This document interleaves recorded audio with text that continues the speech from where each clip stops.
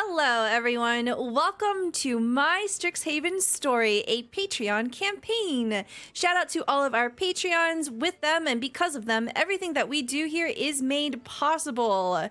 With their support, all of the 1-shots, 2-shots, 3-shots, marathons, everything that we do here is possible. I said that already.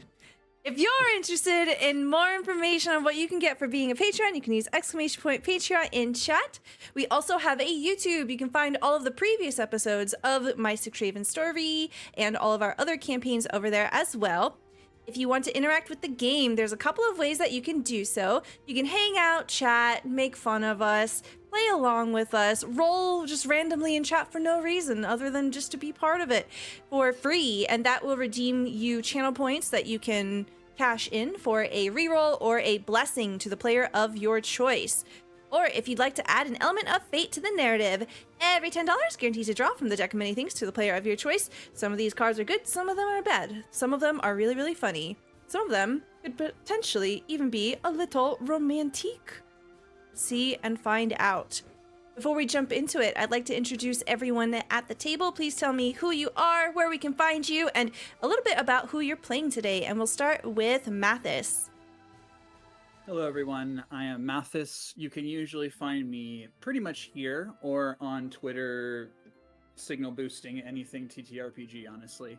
I play Tomerix, a small earth genasi that is very much in a land, in a world, seeing things that they have never seen before. They're a bit overwhelmed, but they're taking it in stride. And I can't wait to tell more story with these lovely people. Excellent. Thank you very much. Next, we have Vivacia. Hi, I'm Vivi. I'm pretty much everywhere, just yelling into the void. I am playing Coral, who has just as much of a shiny brain as I do, and who is always late, always messy, and has way too many interests. Excellent. Thank you so much. We'll pop on over to Vertigo Cross.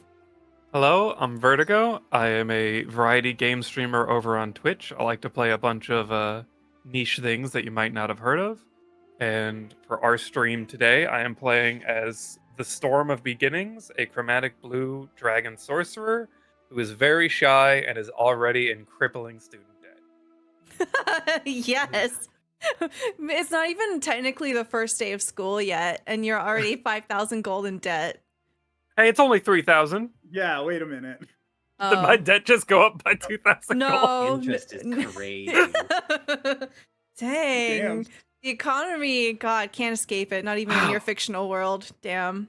Feels bad. Well, we'll pop over to maybe. Hi. Listen.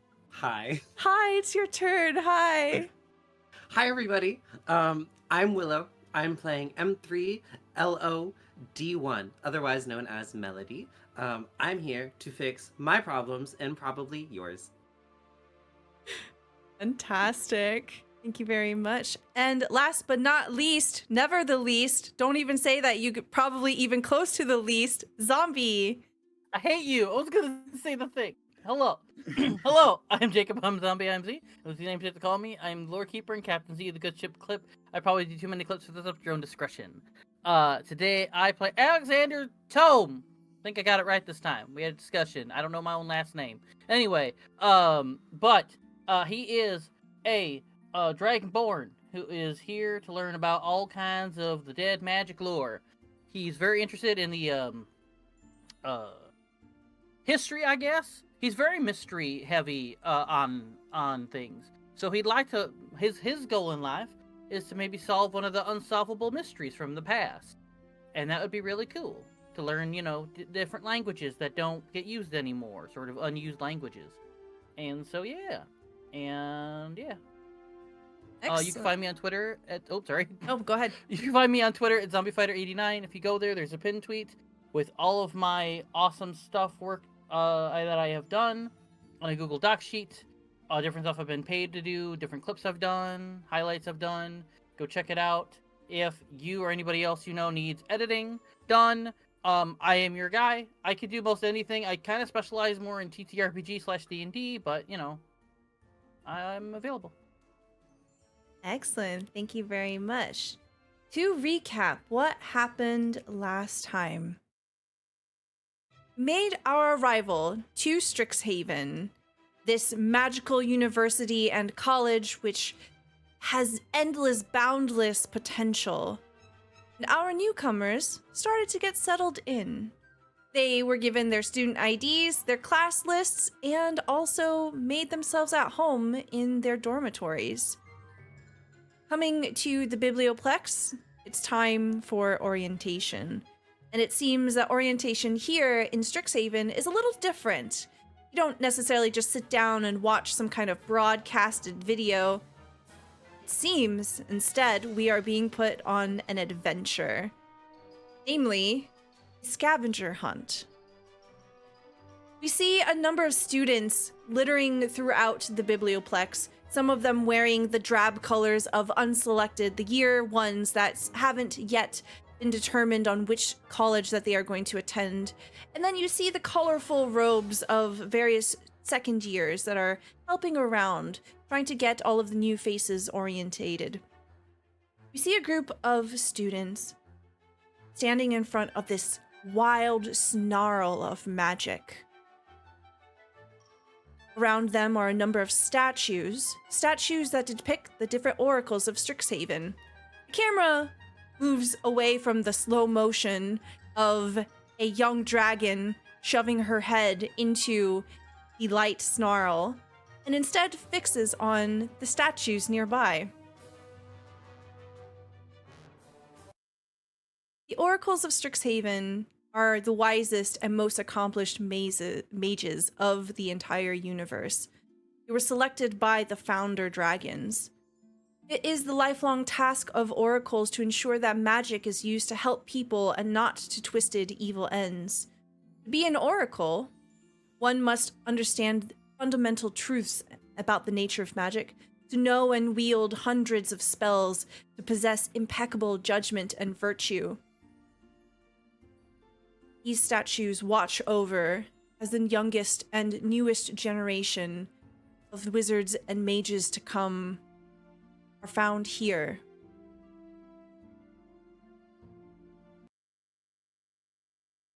We see in slow motion as Storm charges forward, hands outstretched, faces distorted of her newest friends. No! As Storm rushes headlong into this crackle of magic. What is going through Storm's head right now, as you are very precariously doing this after you were explicitly told by a professor that you shouldn't just hover between thresholds. You should stride on through completely, lest you will literally lose your head. So she hasn't fully internalized that this is a portal. She just heard to go inside the snarl, and she thinks maybe there's like an orb or something to grab in there. And just the prospect of shoving your head inside magic was too exciting. And now her head is inside. When you push your head inside, you feel a sort of electricity wash over you. You feel it beginning to pull at you, some sort of gravity working against your fairy form. I need you to roll me a Constitution saving throw. At super advantage? No. Oh. A regular advantage? No. Oh. Right. A It's 5. a 5. At oh shit level, that's what you're rolling at. Almost like a cartoon, you all see that Storm's neck gets stretched out at an impossible length. This snarl of magic sucks in your head, Storm, and your neck stretches before, like a rubber band, the rest of your body pushes through, and you see Storm disappear in a flash. Shit. be honest, Coral probably missed it until,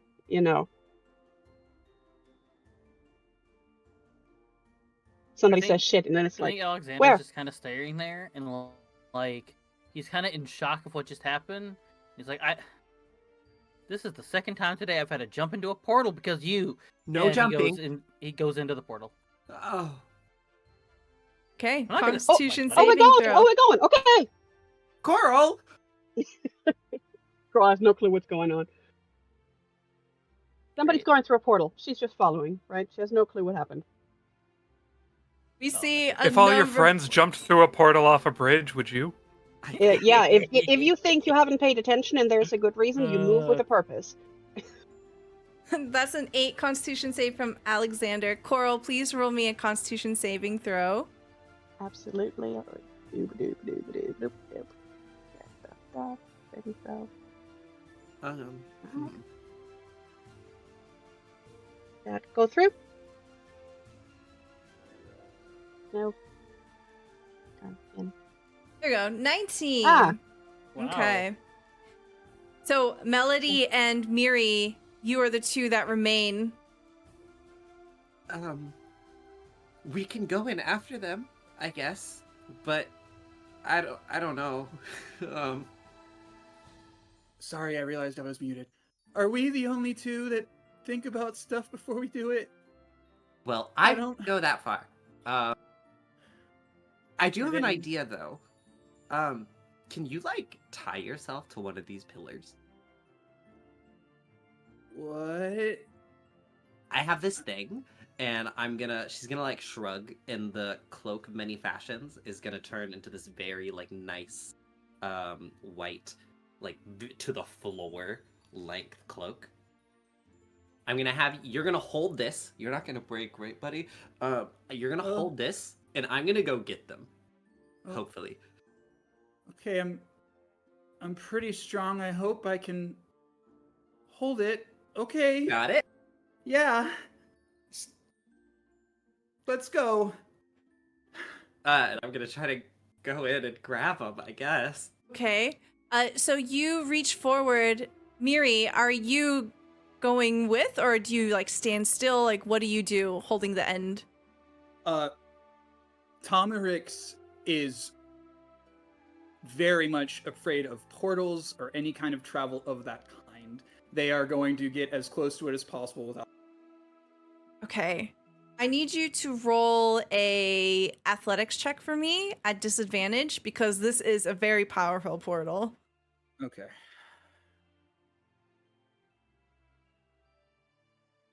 Is there a is there a hotkey in roll 20 for disadvantage, or do I just roll twice? Just go ahead and roll once. We'll see if it's toggled or not. Okay. That's a 13. So as you're holding on, you feel the cloak eventually slip from your fingers and you lose hold of Melody. Melody, what you see as you get sucked into the portal is that your friends are just spat out on the other side. And eventually you tumble through, but you manage to catch yourself because you had an anchor. Nice. With- Do I need to make a con save or anything? No, you're fine. You were essentially braced. But Storm and Alexander, you have fallen down onto your butts, and you are both holding what appears to be a potion of bubbling red liquid. Coral, you managed to barrel through and catch yourself. You are also holding the same potion. Now that you are fully through, Melody, you also have the same potion. Oh, neat. Wonder what this is. I hope Miri makes it through. Miri, on the other side, you are all alone. The cloak has slipped past your fingers. They are panicking. They are just like, oh my god. So, in this moment, it's going to be a process for them because they realize they are going to have to overcome fear of theirs to help their friends. So, just mustering everything they have, they're psyching themselves up, and they run in with their eyes closed. Okay. Just jump in. Roll me a Constitution saving throw. Just remember to pick the right door in there. You might want to have your eyes open. 14. You go through and you feel the gravity suck you, and you are spat out on the other side. You manage to land on your feet, and you also have a potion with bubbling red liquid inside in your hand. Since Coral is, like a herbalism kit person, kind of, and she loves, boiling shit together. Does she have any idea what it is or what it, might contain? Yes, can you roll me either nature or arcana at advantage? Is this considered a magical item? Maybe. Like, are potions considered magical? Some of them, yes. This one, yes. So could I use my eye for money racial feat to do an investigation check? Yeah, absolutely. So Coral, with a 7, it That definitely. was just one of them. Oh. There. Oh, perfect. you said 22. advantage. Yes, I did. 22. So you look at And it, you're then like, 10 for me. oh, this is definitely cherry. And then you Oops. turn it in your hands. You're like, ah, yes, this is a potion of healing. With that 8, Storm, it tastes like cherry. You just know it by looking at the color. They're probably like, oh, yeah, cherry. Oh, healing potion. Nice. Oh, does it have a stopper or is it open? It does have a stopper. You can put it away if you want. Yeah, she's like, tying it to a little. Yes, yeah. Good. Healing potions. Always good. Always good. So, I wasn't paying attention. Why are we here? The scavenger hunt, dear. Oh, I thought we were going to go to the inn. Oh, well. One of the places, yeah. Okay, what's the next step? Again, I wasn't paying Who is attention, holding the list? I think it was me. I believe it was Melody. Oh, Yeah. and me. Yeah. Okay, the parchment floats out from wherever you stowed it, and it hovers in the air, and you hear a scribbling sound as a line draws through the first clue. You seem to have Oh. solved it. We're done. Good job, Storm. We do need to have a talk, though, I think, about sticking your face in things. So far, it always seems to work. One day it's not gonna, and you're not gonna be here to say that. Does anyone know where we are? Yeah, and do we have to go back, or is there more here? Portals can go anywhere. You look If we look around. it's still the biblioplex. You've just portaled to the other side of the snarl. Okay. We were Yeah. really traumatic, I think. Right. So we got one. We got one. Where are we gonna go next? And next time, can somebody just stop Storm before? I mean, we can do them in number order, but also, clue number 3 does seem to either be the cantina we were at earlier, or like, I don't know, just a place we get food. So as you said, cantina, you might notice Storm is wandered off towards the Alexander. cantina. You know what? I love her, You? but she needs a leash. And I say that. I, the master of running. Alexander, has Storm always been like this? Alex, Yeah. Melody's Has Storm talking always to been you. like this? I'm sorry. I was distracted by the glow. What was your question? You're fine. Come on, honey. And I'm gonna Storm start left. We gotta go. gathering people Okay. to follow Storm. Yeah, feel free to move your tokens however you please. Storm is like hopping down the biblioplex towards the cantina. Okay. I grabbed the wrong one. Oops. Yeah, that was me. It's okay. Sorry. I think I have a way to slow her down, but she's not gonna like it. Maybe you should ask first. Cora's just gonna yell, "Not so fast! You want me to trip and smash my face?" As you begin to move towards the cafe, you see that a number of students have begun to file in. It is getting closer to lunchtime now, so the cafe seems to be very busy. Let's go talk to your friend. If anybody knows what we got to do, it's, the one who basically adopted you into the Adopted kobolds, is right? a strong word. Well, But I am a strong lady, so. Is anyone like chasing after Storm like real close? I think You know, Alexander would always be doing that. All right. Yeah. Storm is gonna like all pause scrabble to a stop suddenly. Like, trip over you then, I guess. Oh, not again. boof. Summerics would have been a little ways behind, and would observe Then she's- the collision. And then she's gonna look back at Melody. Do you still have the list? Hey? I think you should hand it to the teller. Yes, I agree. Do you want to come with us while we do that? She turns around. I think Alexander might need help. He's a big boy. Alexander, do you want help? I think I'll be alright. All right. If you go running off again, I will make a scene, and everybody will look at you. So, in your claws. Ooh. But what if magic? Crazy. In magic school? Yeah. Yeah. That is a valid point. I'm just gonna start walking. As- There's a line for There me. is a very long line. In fact, you see that Isla, the gnome who you were talking to earlier, is scrambling around. There is a huge line. She's the only person working, and you can see that she appears a bit more frazzled now. She keeps dropping things and having to go back into the back, come out, go back to the back, and is struggling to keep up. Okay, everybody. First mission. Lunch. I like Um, that mission. I'm gonna call out very loudly in Gnomish. Isla, you need help?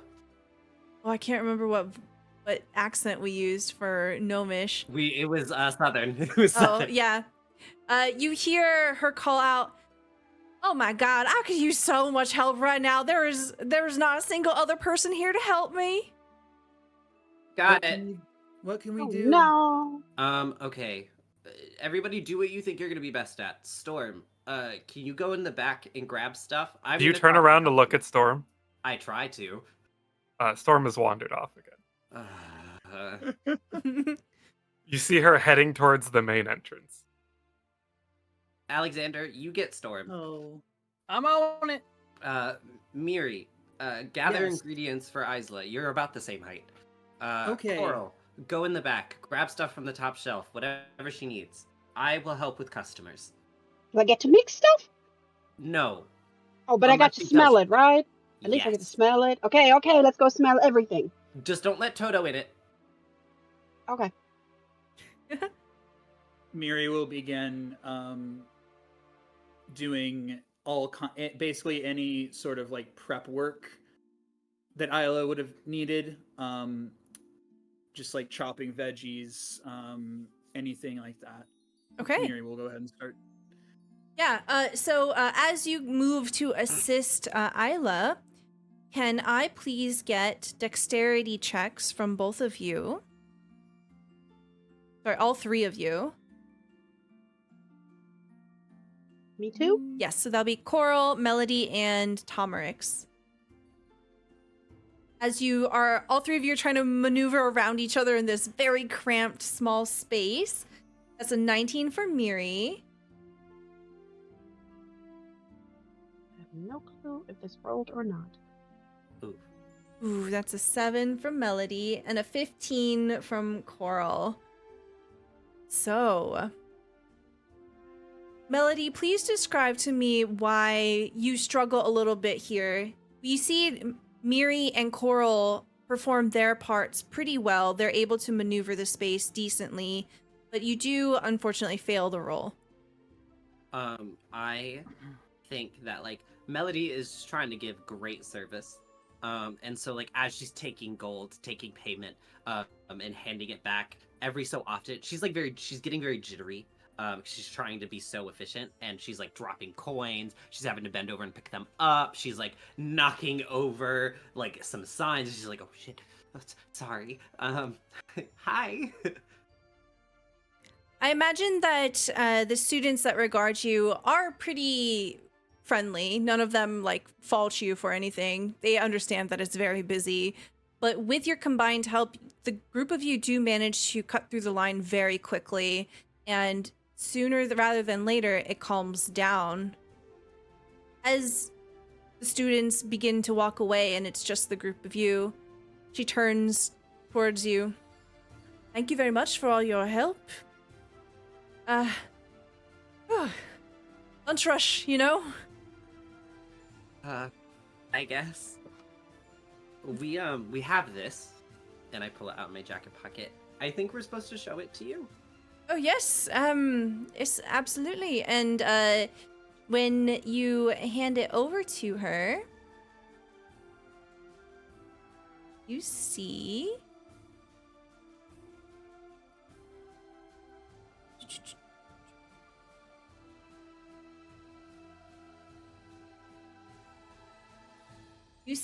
that she begins to prepare some juice for you.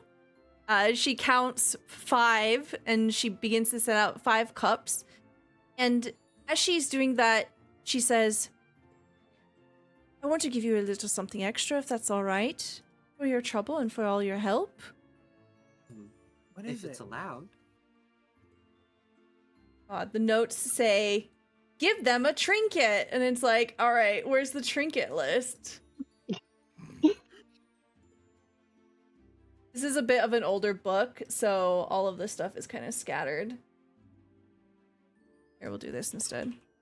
Probably on page 702. Yeah. But only half. The other half is on the next page, just to make I it hope more this book is challenging. So only there are 100 3. pages. Can you imagine?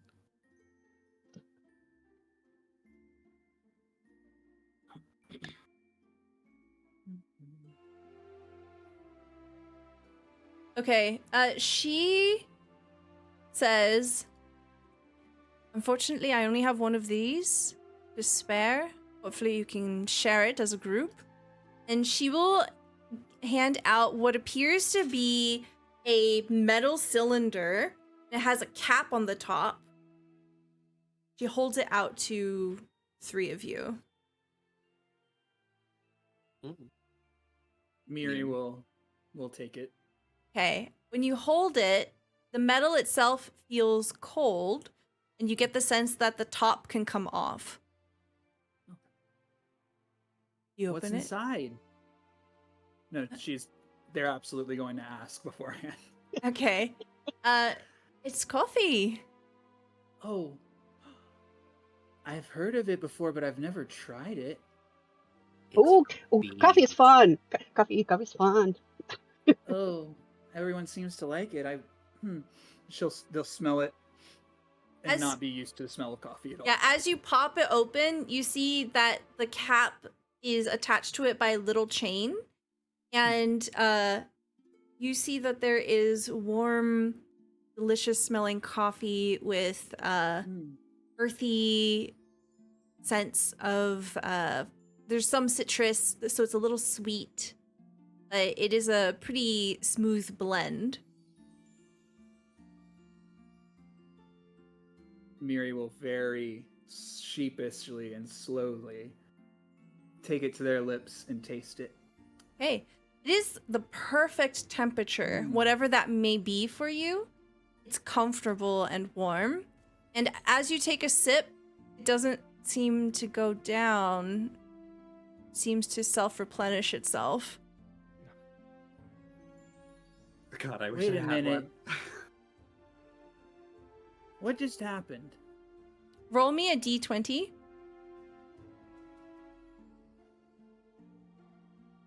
This is how much caffeine you just ingested in one sip. Yeah. Okay. I hope not. It's a 19 wow. night. The 19, you get a sense that this is magical. Mm. And she says, it's a bottle of boundless coffee? So this, guys, you seem to like coffee, so this never runs out. It's unlimited coffee. Well, Do it, Miri. You're gonna thank me later in the semester. I wouldn't Whoa. say that it's endless, but it is mostly boundless. Well, I was thinking about the fact that I'm probably going to be sharing it with you. So I kind of getting a gauge on how long. I don't want it to run out immediately. Oh, If I share it too much, I don't know. I'm sure But you'll thank figure you. it out. It would be bad if one of us, has too much of it and then somebody doesn't get it to share. That would be sad. Hmm. Yes. Well, if you ever run out, you can always come back to my cafe. Thank you so much. You're very welcome. Welcome to Strixhaven. Good luck on the rest of your hunt. Thank you. By the way, I was wanting to work at the tavern for my student work study. Do you happen to know who I could talk to? Ah, yes. You're going to want to speak to Javanish. Okay. Javanish. You'll see them pull out their little book and write it down. Okay. In fact, you know what? Awesome. She reaches down behind the counter and she begins scribbling on a piece of paper. She folds it and hands it out to you. Consider this my letter of recommendation. You did Nice. not. Thank you so much. Oh, I suppose I kind of showed how good I can be in a kitchen. Aye. So, thank you. Yes, and if you ever want to work somewhere else or do something similar, I could always use your help here. I'll keep that in mind. Thank you. You're very welcome. And you can see more students are beginning to come up, and she says, I'll see you around. Bye, Miss Asa. Bye, sweetie. Thank you. Now, where did those two get off to? Yeah, We need to meanwhile. bring them. They need- Meanwhile. So, Mhm. Storm had rushed out of the front of the building, Alexander hot on her trail, and once again she skids to a stop and turns around towards him. Where are you running to? She's just gonna stand up on her hind legs, put her paws on each of your shoulders, get right up in your face, and say, you need to look for, like, an auditorium or somewhere with a bunch of paintings. All right. Um, I'm going to search would they the be out here? bushes. Oh, okay. Well, you take one side, I take the other, I guess. And then she'll hop over here and just start shoving her head in bushes. Alexander will be also doing the same thing, but have no idea what I'm looking for. Okay. You are looking through the bushes. Go ahead and roll me investigation. What are you trying to search for? Small little trinkets, things that just don't look like they're part of the bush. Okay. Oh, wow. I rolled a 20. Very good. Alexander rolled an 8. The two of Yep. you spend some time looking through the bushes, and you can tell that they have recently been manicured.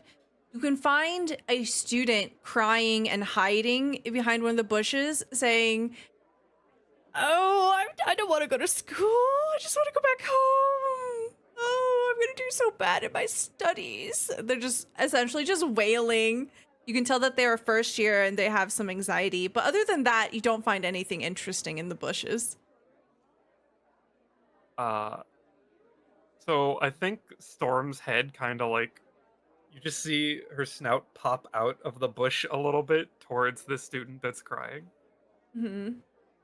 And so right now there's just a bush that kind of has a witch's hat and a little snout sticking out of it. Are are you okay? I'll be fine. They like kind of wipe away their tears. Ugh. You miss home? I'm not allowed to go home. Oh, that sucks. But this place seems really fun. There's a lot of cool things that I can't do yet. Uh-huh. Did you know that big light is a portal and it gives you potions? Oh, is that is that the answer to the scavenger hunt? I failed. The group that I was a part of abandoned me. Well, I bet you could still do it. Show them that they're missing out without you. Uh, you see the students stand up and they begin to brush themselves off, wipe their face. I'll give it a shot. And they begin to walk away. And then Storm is going to start, now that she's searched through them, start tapping each of the bushes with like her paw. Yeah, you start tapping them, nothing happens. Alexander, with your investigation, they're just a bunch of bushes. I'm not seeing anything.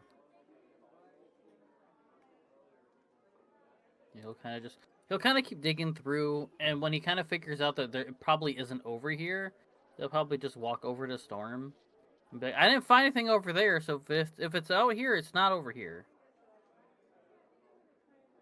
Did it include this like long wall of a bush, Yeah. or just the single hedges? I'm assuming you checked all of Um, the bushes outside. Yeah, Okay. yeah.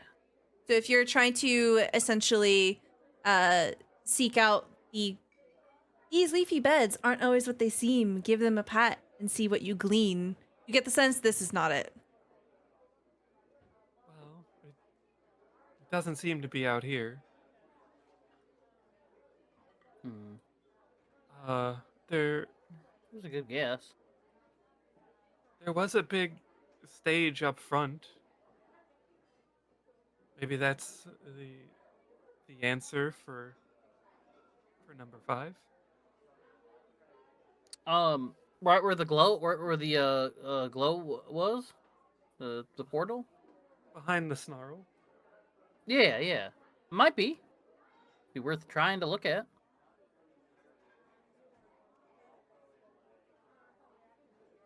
And Storm is just gonna almost sadly start heading back towards the others. As the two of you return to the others, you can see that they're beginning to finish up, and one of them is holding a tray with 5 cups of juice. Guys, we have juice for you. Miri will be the one holding the tray.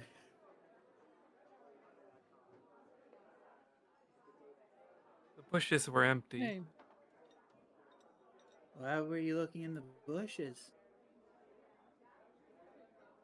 Leafy beds and all that. Oh, Hmm. right. Like Yeah, the ones clue that 4, people were you know. laying in back in the biblioplex. I mean, there's lots of places with leaves. Mm-hmm.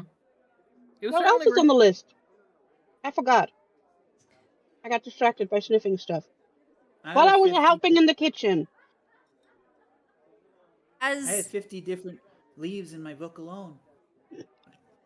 As Ooh, Melody I wanna shows see that the paper again, you can see that clue 3 has been scribbled out again, just like the first one. All that remains is clue 2, 4, and 5. Clue 2 says, Alumni Commission works when they retire, seeking promising mages to aspire. Clue 4 says, these leafy beds aren't always what they seem. Give them a pat and see what you glean. And clue 5 says, some stars are ancient, enduring and bright, but others, maybe you, are born on opening night. So the first one sounds like scholarships. Mhm. The second one sounds like bushes. You're right, or Mm-hmm. something made out of leaves. And the third one sounds like a theater. Well, I mean, I'm thinking maybe the fifth one might be the stage up there. You know, opening night stage. You know. Could be. And it's next to Yeah. all the statues of those, like, wizards, right? Yeah. There's And no we reason can pet to all go- the bushes on the way. I And volunteer to Stat- pet bushes. just so I Statues? know. Yeah. Did you check the bushes Oh. inside the biblioplex, Storm? We only went outside. Mm-hmm. I think I saw some inside too. Mm-hmm. To the You, to the to the to the left of the glowy portal thingy. do you think the statues might be of the alumni? Possibly. It makes sense, right? I didn't read them all. Yeah. Let's go in the Uh, direction and check all of it. Oh, any good ideas? I want to pet some bushes. Yeah. What Let's kind of healing potions did we find, by the way? So I can keep track of that before I forget. They are standard ones.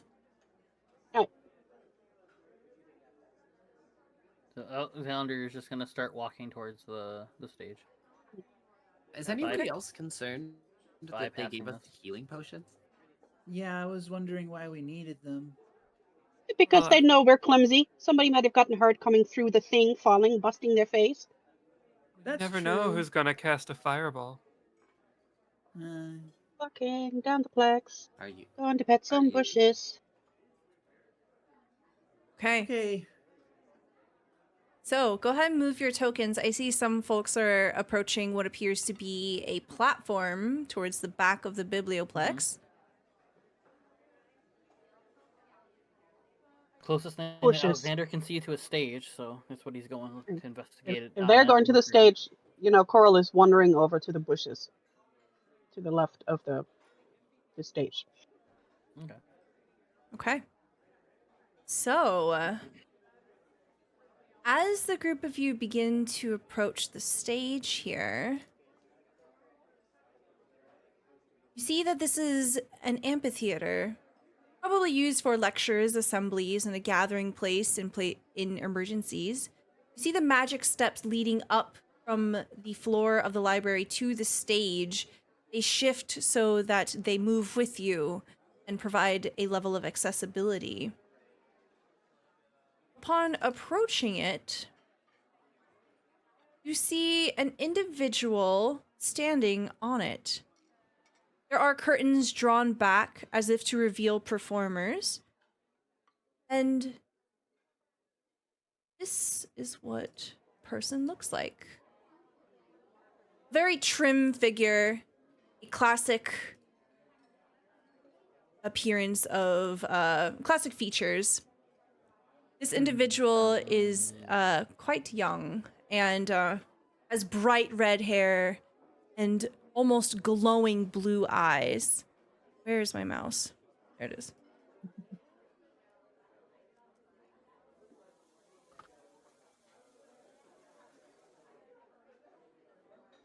Third. You see that he is trying to cast a spell and the magic fizzles out at his fingertips. Ugh. Frustratedly stomps a foot. Good day. Hello. Hey there. His jaw sets as he looks at the group of you.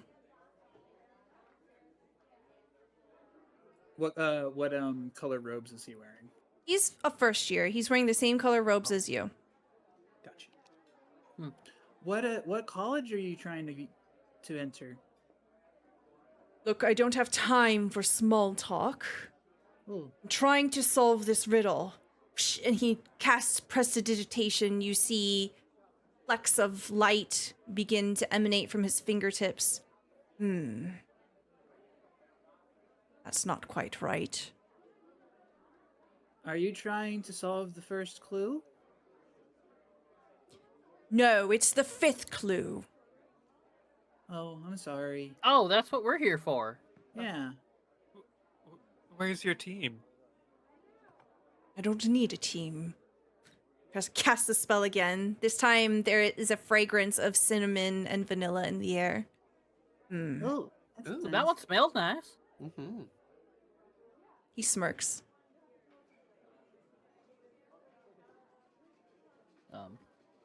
Okay, well, so I don't know if the stage is where, and like Alexander will just start kind of walking. I think just around the stage a little bit, try to figure out if maybe there's a certain spot to step on or a certain thing to look at. Okay. Kind of thinking it's got to be something like maybe a performance thing. He's not sure. Storm will be looking towards the ceiling, trying to see if there's any spotlights or anything. Mhm. You do see That's looking amazing. up that there are floodlights, but they're not turned on right now. Go ahead and roll me investigation, Alexander. Okie dokie. Okay. The 19, you get the sense that this area is activated by magic somehow. There are no like levers or buttons or anything like that. So maybe there is some kind of other trigger.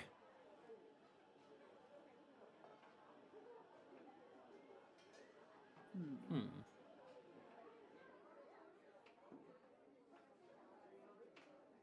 Hmm.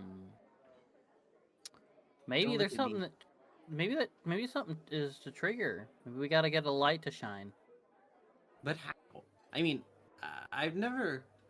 We do amphitheaters where I'm from, so Mhm. this is literally the reverse of that. Um,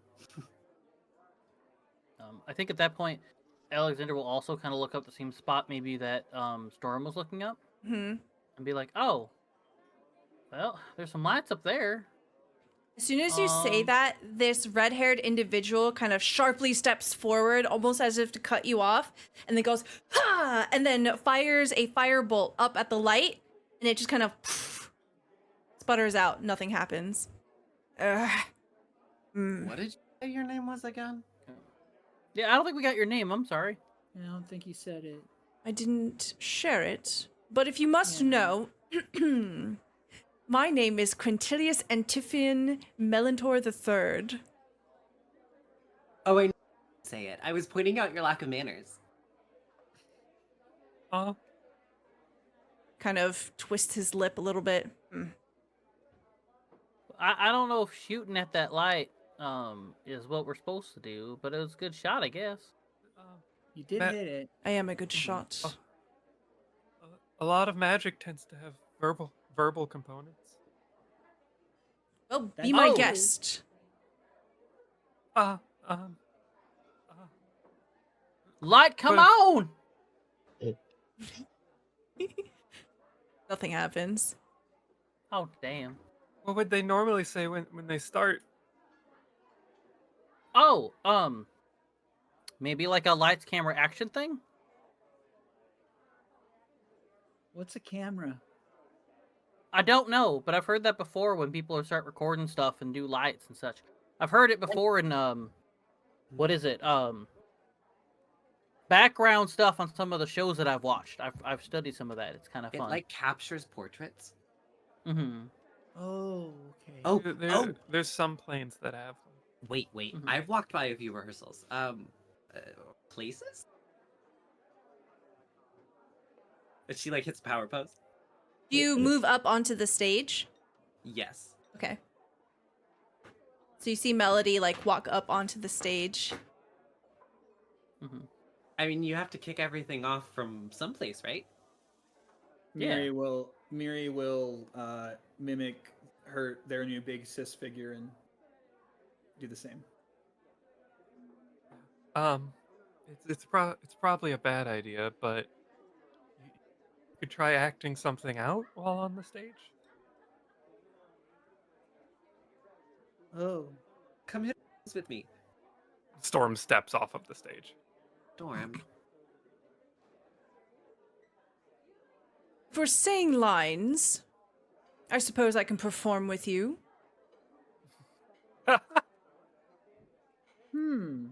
I thought you didn't need a team. Yeah. Are you sure we wouldn't hold you back? Right, you would hold me back. He just steps away. I'll hold something of yours, pretty boy. We can all work together. You, Bad Quin- vibes. Quintilius points at Storm. Come here. Oh. She In the like background, slowly slinks forward. You still hear Coral walking around the blocks, going to pet some bushes. Hi. You will share lines with me. I'm okay.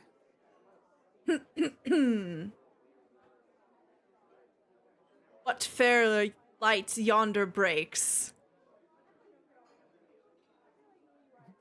She just blinks a couple times. Wait, are you Juliet? Don't know.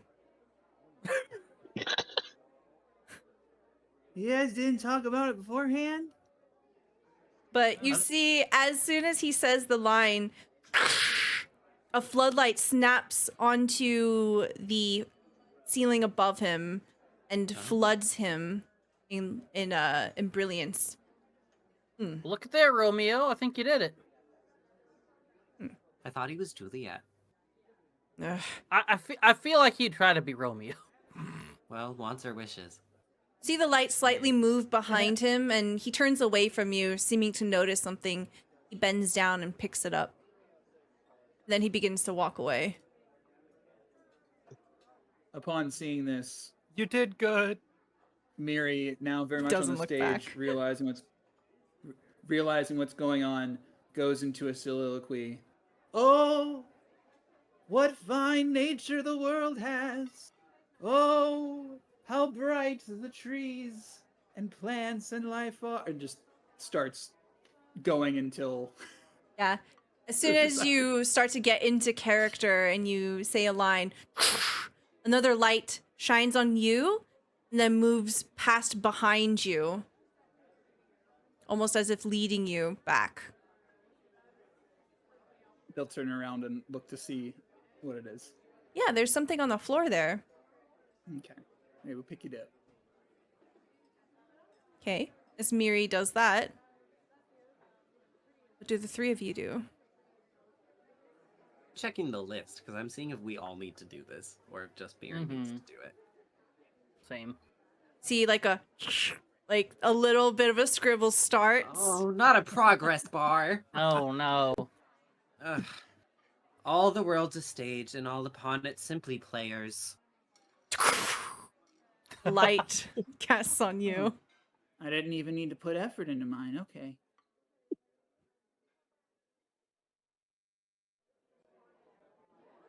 I mean, Coral is by the bushes, you know? Yeah, we're gonna Yeah, have yeah, to yeah. get Coral after Wa- this. walking through the plaques, going to Storm some nudges bushes. Alexander Or, further. actually, better yet, Coral! Yeah, Cora, as soon like- as you're about to like touch the plants here, you hear your name. And just like walking down the plaques, going to touch some. Yeah, what? I'm touching Here. bushes! We can touch bushes in a second. Come here. Fine. Stomps over, like, touch the bushes. What is it? Something from your favorite show ever. My favorite show ever. I forgot all the that ever existed. Am I supposed to sing? Yeah.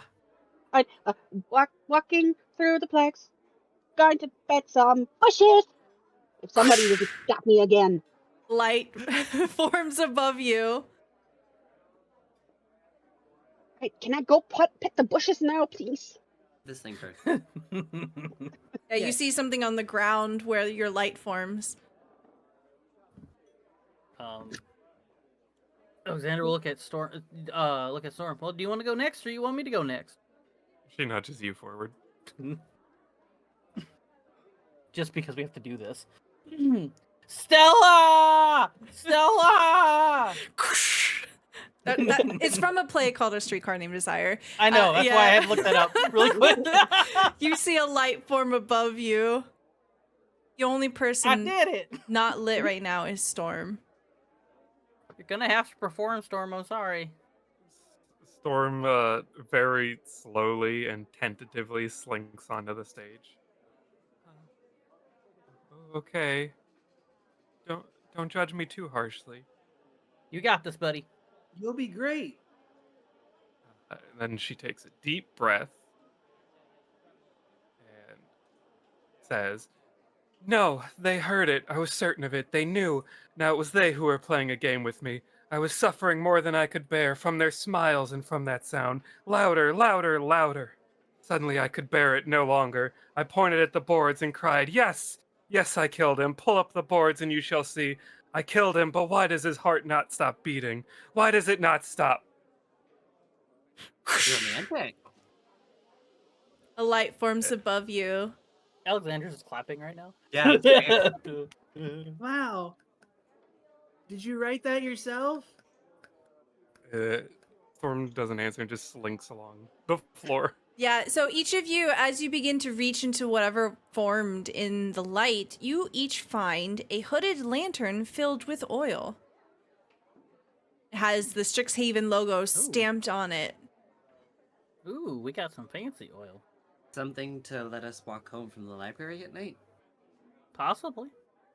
Is That clean means up I can look slide into the marked? bushes after I pet the bushes.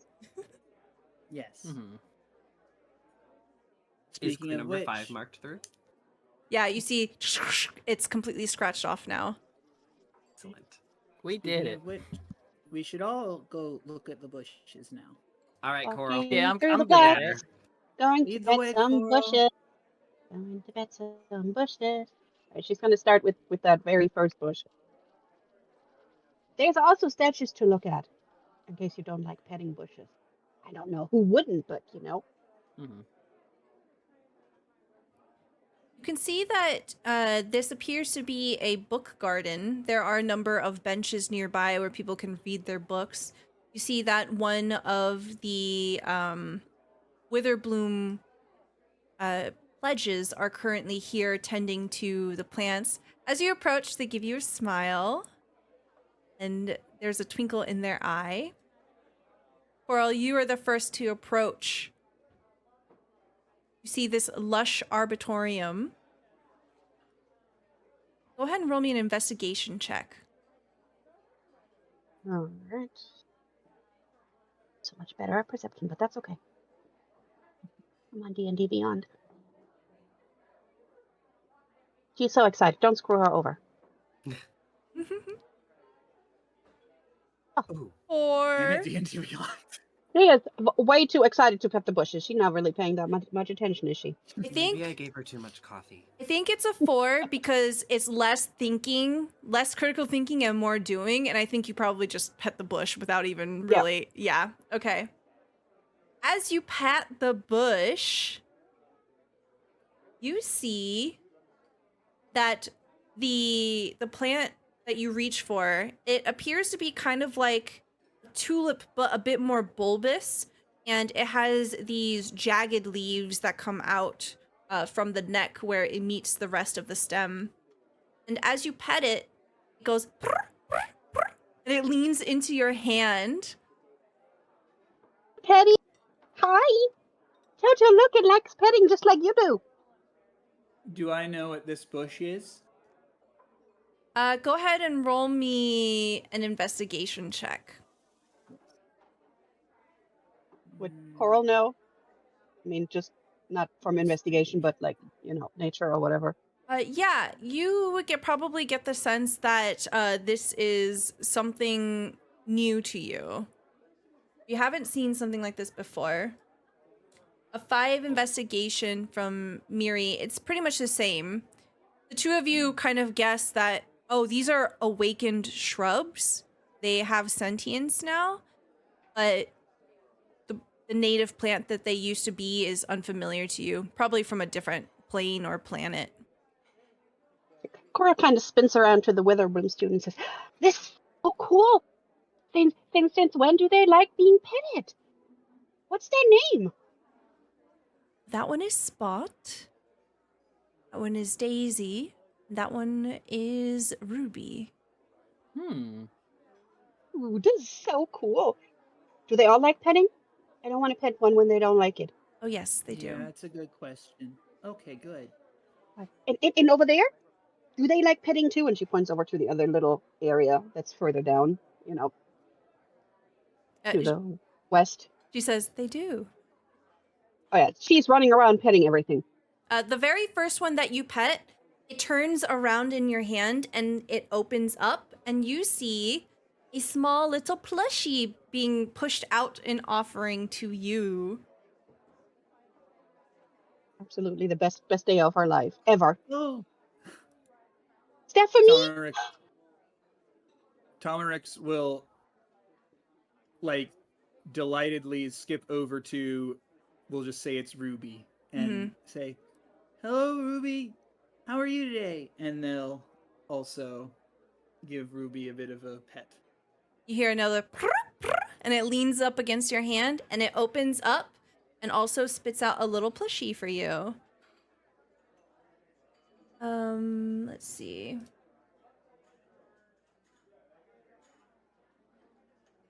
You got to pet them. They're so cute.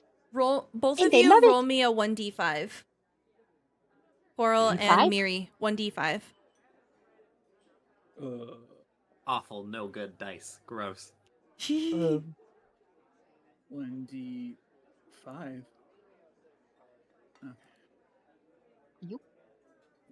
That's not on here. Oh, you can just do just type /r 1d5. Okay, a 3. Miri, you get a Quandrix mascot.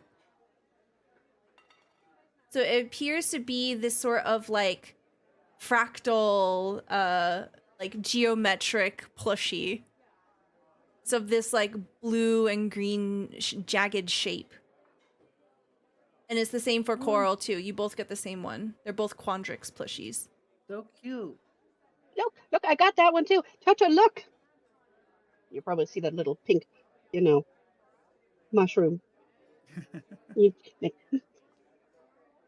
I think Toe likes it.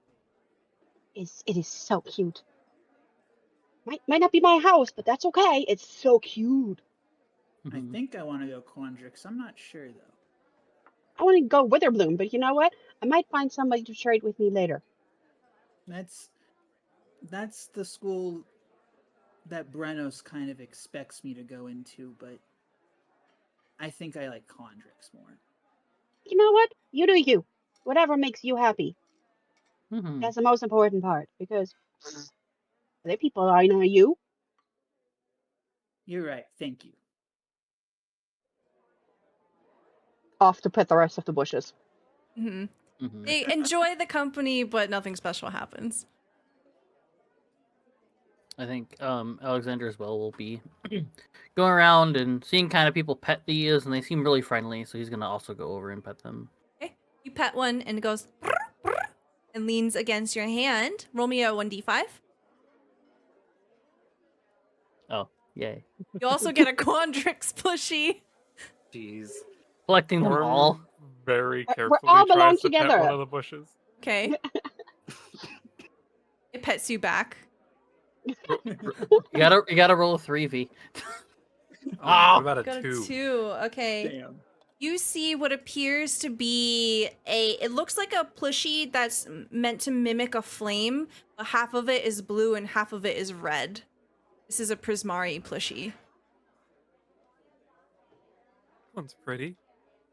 It is really cute. Um, Man, now I want all of them. You think some other students might not even want theirs? I mean, the other dude was pretty self-important. the Great Plushie Trade. I mean, if they don't want it, Great I plushie don't want them throwing it away. I would totally collect those Melody's and put them on my gonna shelf. like take off her little glove.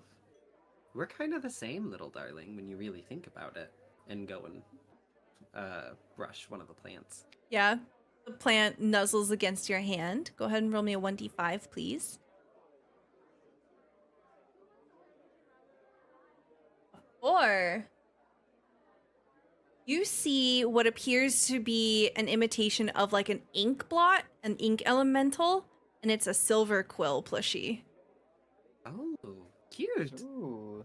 It's got like over-exaggerated anime eyes on it. All of them do. Yay. Oh.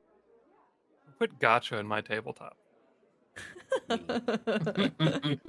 like holds it up in front of her face. But we can't win another one, so it's not really a gotcha. Sure, they sell it in the store. Each one of them are extremely fluffy and soft. I am the knight.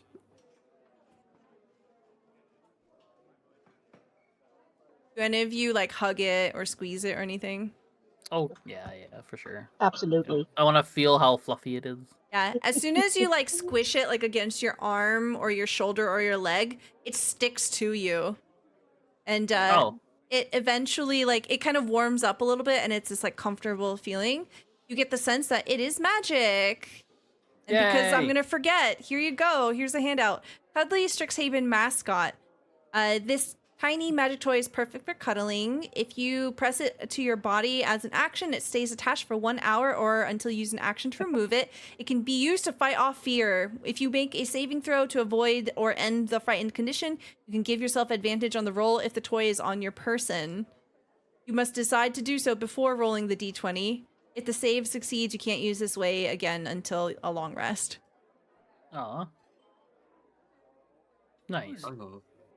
Upon realizing that the plushies become sticky, Tomerix will kind of rest it on their shoulder and let it kind of form to it. Yeah, it So just has a sticks nice in little place. spot there.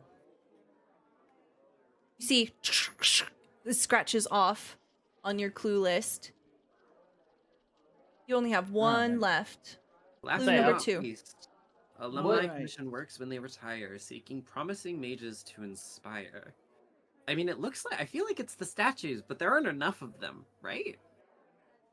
I mean, do they have an alumni hall or an alumni office or something? That's what I was gonna think. Maybe we gotta go to Right. the alumni themselves. I mean, and there's a door and something right next to the stage. I don't know where that goes. What do you commission though? Wouldn't we go to wherever they make the thing? Statues are commissioned, but I don't know. So where people make art, like a studio. Oh, a Prismari student might know. Well, there's plenty of rooms in here we haven't explored. Well, Yeah, I mean, the point of orientation is for us to find our way around, right? And find important places. So let's go find an important place. There's a door over there. Tomerix will start heading over to this room. Okay. Coral, do you want to stay and pet the plants, or are you going to come? No, I'm coming. I can come back. I already petted them, and I don't want them to get like dizzy or something. there's another thing over here. There might be more to pet over here. That's true. As you approach know what? these We got double something doors, to do. You know, I can always come back. yeah, you know the plants are not going to go anywhere. As you approach the double doors here, you can see that there is a plaque attached to the wall next to the door, and it says Student and Alumni Art Gallery. Oh, Oh, well, there you go. Oh, lucky You to know- that makes it kind of obvious. You know, I kind of think maybe this is where we need to go. I think so too. I'm a little. Is it weird? I'm a little nervous. Why do you Well, think they're gonna everything's paint pretty new. you? No, my dad went here though. Oh, Oh. Oh, is that my token? Yeah. As you So even a enter, dragon makes it easy to tell. as you enter the gallery here, you see that this is a crisp-looking room that features white walls and columns that stretch floor to ceiling. Displayed on the walls are art pieces representative of various media. It appears that students from the Prismari College have come here and set up various pieces on display, and a few of them are cleaning currently. You see someone familiar, Alexander.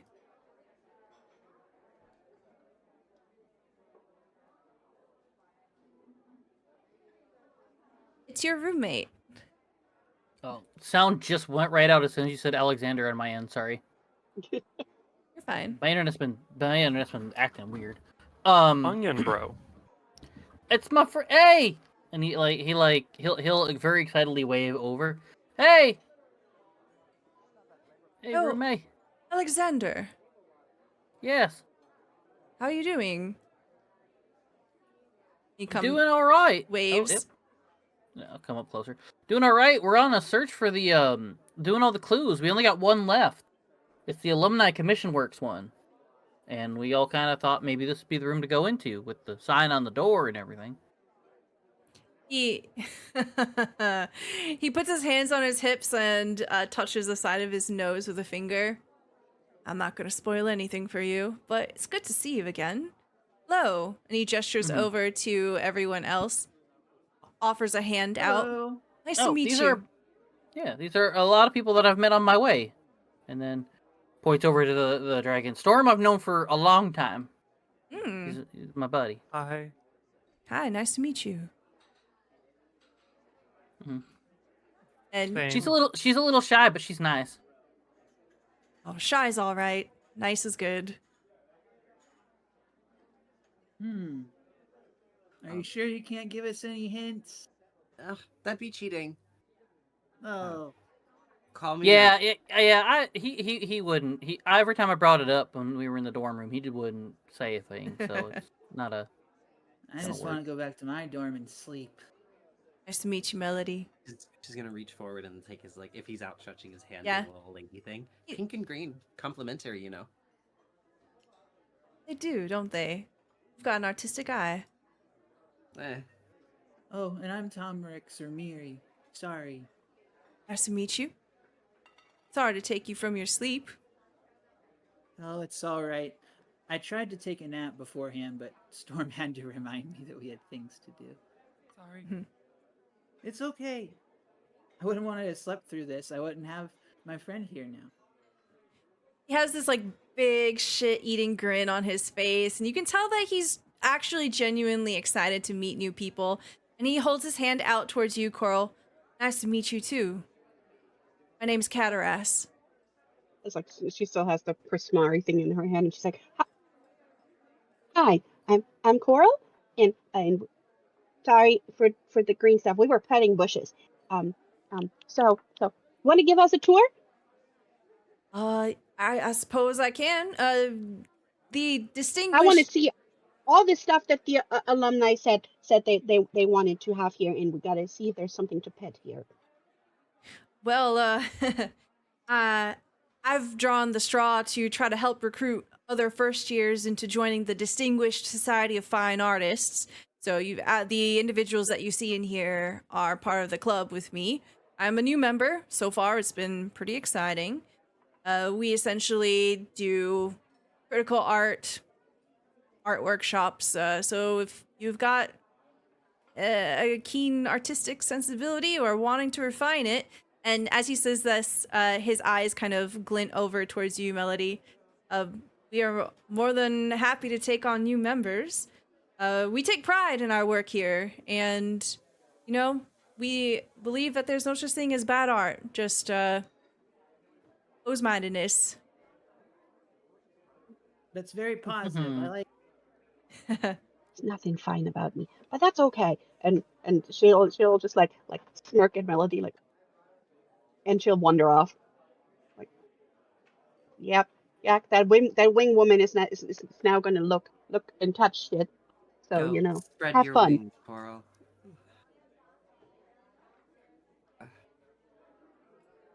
So, Go ahead. what did they commission? Commission art pieces, sometimes statues, sometimes installations. What you might see here today are several portraits of older Prismari college attendees, alumni. Much of an artist myself, but a great patron. Oh, well, there's always time to start. I dabble.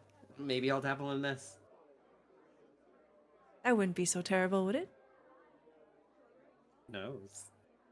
Maybe you all will dabble together, Miri says out loud, not realizing or understanding the situation. Hatteras just laughs. Well, have a look around. I'll be here all day. Let me know if you have any questions.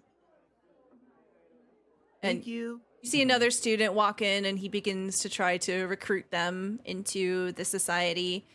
A group of you looking at the artwork here, you can see that there is a plaque that says, "At Strixhaven, we were all inspired."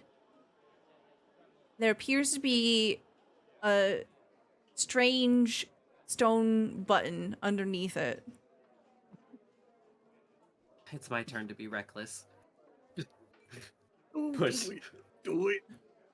As you push it, you hear a and a as a brick comes shooting out of the wall, and Fuck. you catch it, and you realize that it's a box. Hey guys. I thought that was gonna take your head off. I can just put it back on, I guess. That's an advantage you have, I suppose. I don't know. I could try though. Open. As you open it, you can see that there are 5 pennants in it. Each one has a different a different Strixhaven college. So there's one for Witherbloom, one for Quandrix, one for Silverquill, one for Lorehold, and one for Prismari. Pendants, you said? Mhm. Pennants. So they're kind of like the little triangles. They're like the Oh. flag things. Flag for things? in sports. Yeah. All right, everybody, gather around. New toys. Who wants to know where again? Definitely grabs the lore hole one. Does Alexander? Okay, Storm. Wait. Does the page say we have to hit the button again? I don't know. I have 5, and there's 5 of us. You can see Melody having hit the button and just scratches out the clue. I'll take Quandrix. Here, Okay. have a Quandrix pennant. I'll take whatever's left. Cora, Yeah. you What, want to what? go to Witherbloom, right? Yeah. Absolutely. Toto, catch. Throw. I don't even know if Toto has hands. I don't either. So Cora Your will hair try and catch catches that. it. Yeah, Yeah, probably it's it's big enough. It's just stuck. small. It's basically like a pencil with a little flag attached to it. Oh, you know Yeah. what? That fits perfectly, and she'll just twist it. Yeah, you can Nice. use it to pin up your hair, basically. And if any of you shake it, you can see that it begins to glow brightly. I guess I'll take Silverquill since I have the plushie. Prismari for Storm. When you say Alright. that, Miri will be like, "Oh," and they'll sort of take the sort of stick part of the pennant that would be held, and they'll like attach that to the hand of one of the hands of their plushie. Yeah, the plushie's now Love holding that. it. Oh, that's so cute. That's a I like- really good idea, Miri. And I like to think every once in a while the plushie will like wave it, and it'll. Mm-hmm. That's 5 out of 5. Did we have to do something at the end of this? The thing scratched out, right? Uh-huh.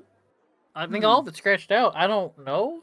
As you open it to check, there's a and then like some confetti that shoots out of it and says, "Congratulations, you finished orientation. Welcome to Strixhaven." Woo! I think we did it. Oh, I think so. Catarass claps in the background. Thank you. dang. Sorry for the confetti. Oh, I'm sure it's self-cleaning or something. If anything, you should apologize. It's the professor that put it together.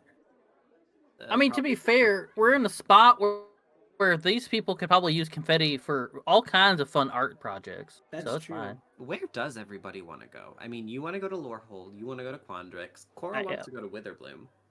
Storm, where do you want to go?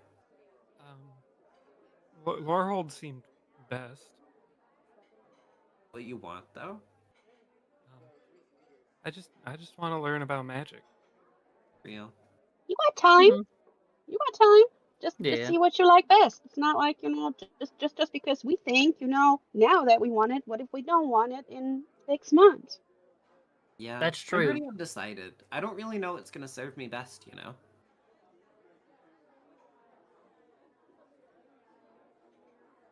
I overheard plenty of other people not exactly sure what they want to do as.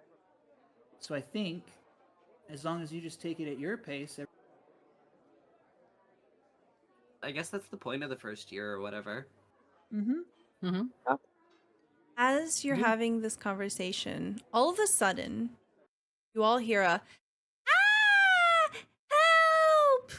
coming from outside of the lounge here.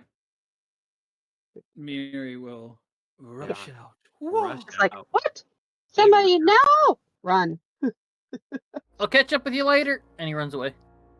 Okay. Wait, okay.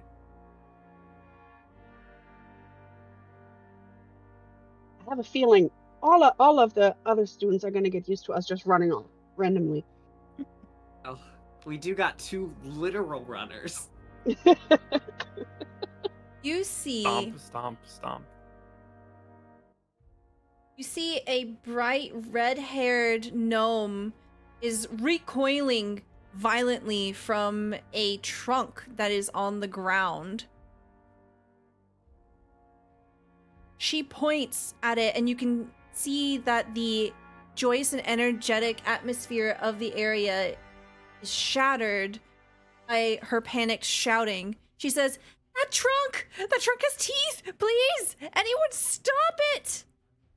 Chaos begins to erupt from this side of the library as students stream in all directions, their books and papers flying as they flee in fear.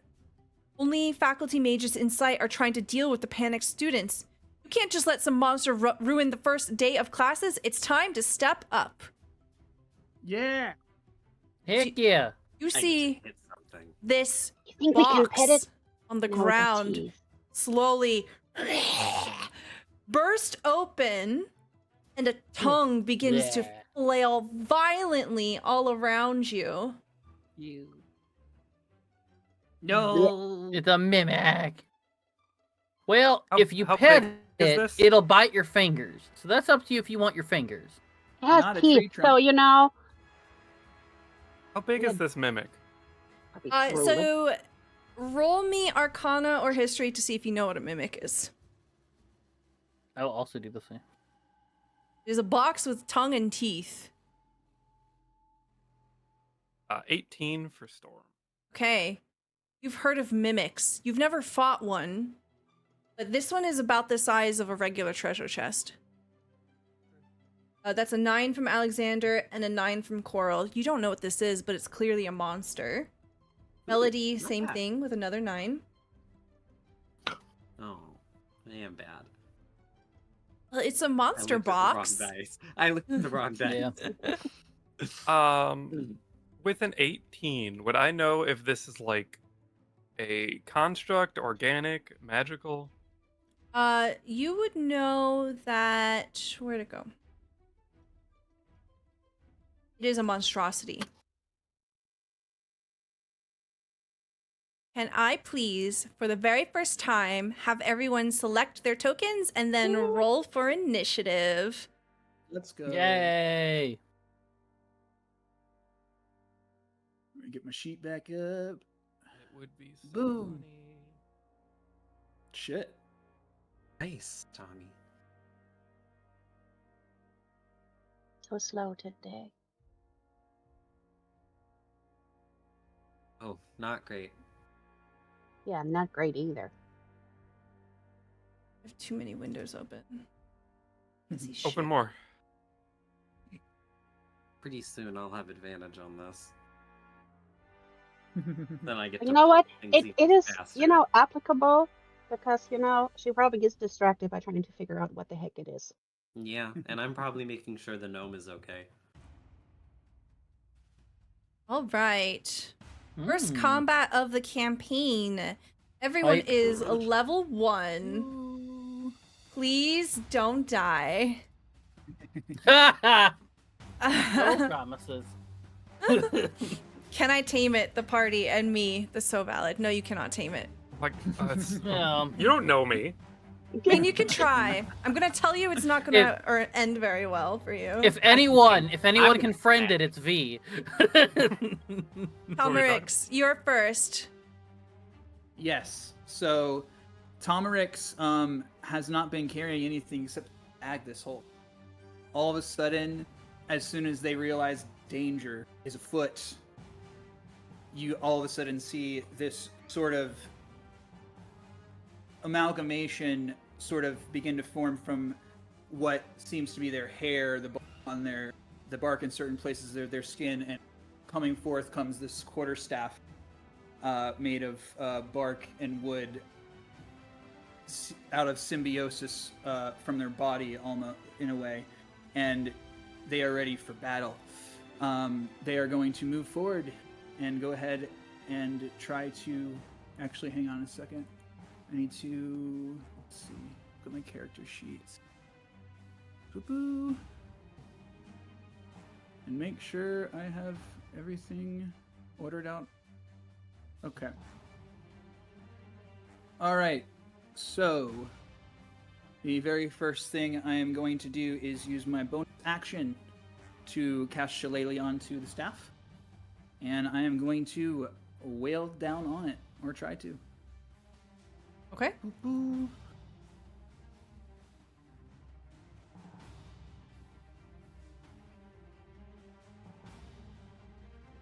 Did my roll come through? Yep, 25 is a hit. Armor class is 12. Awesome. Okay. Let's see. I am waiting for roll 20 to load back up. All right. Let me swing for damage. Here we go. Hey. 8 bludgeoning damage as you hit it with your shillelagh'd quarterstaff. I need you to roll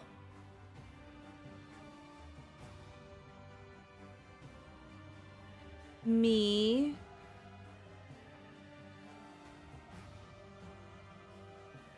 a athletics or acrobatics. Okay. Otherwise, your quarterstaff will become stuck to it. Gotcha. All right. So athletics or acrobatics. I will go acrobatics because a little bit better. All right. To beat a 13. An 8. You Ugh. whack it, hitting it for a solid 8 bludgeoning points. And unfortunately, your quarterstaff is stuck to it. You go, "Ugh, ugh, ugh." You try pulling it off to no avail. Oh man. You can repeat it on your turn, next turn. That be all for you? Yes. Okay. Storm, it is your a turn. little bit more awkward for me, but I'm gonna go for the funny play. The Storm is going to slither up to the Mimic and attempt to shove the bag of holding over it. Okay.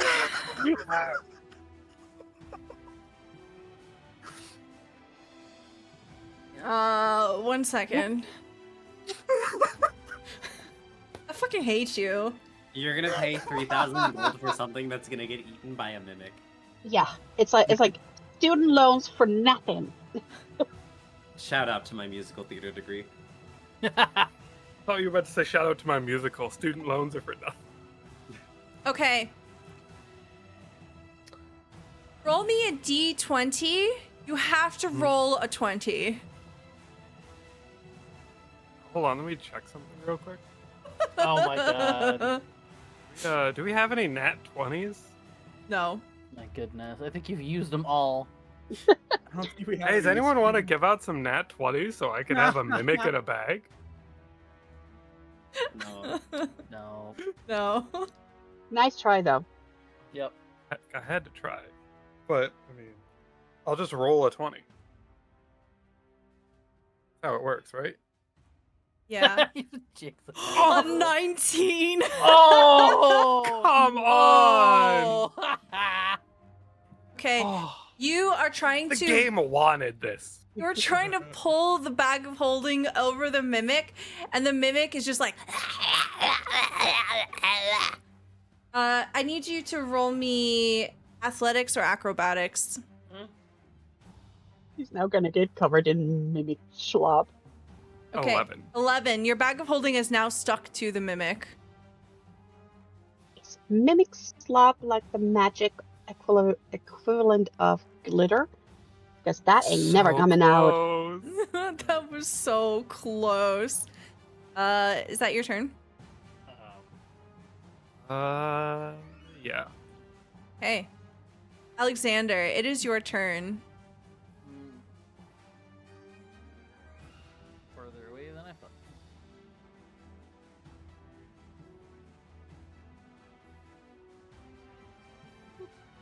Shouldn't have given me a Um, bag of holding session 1.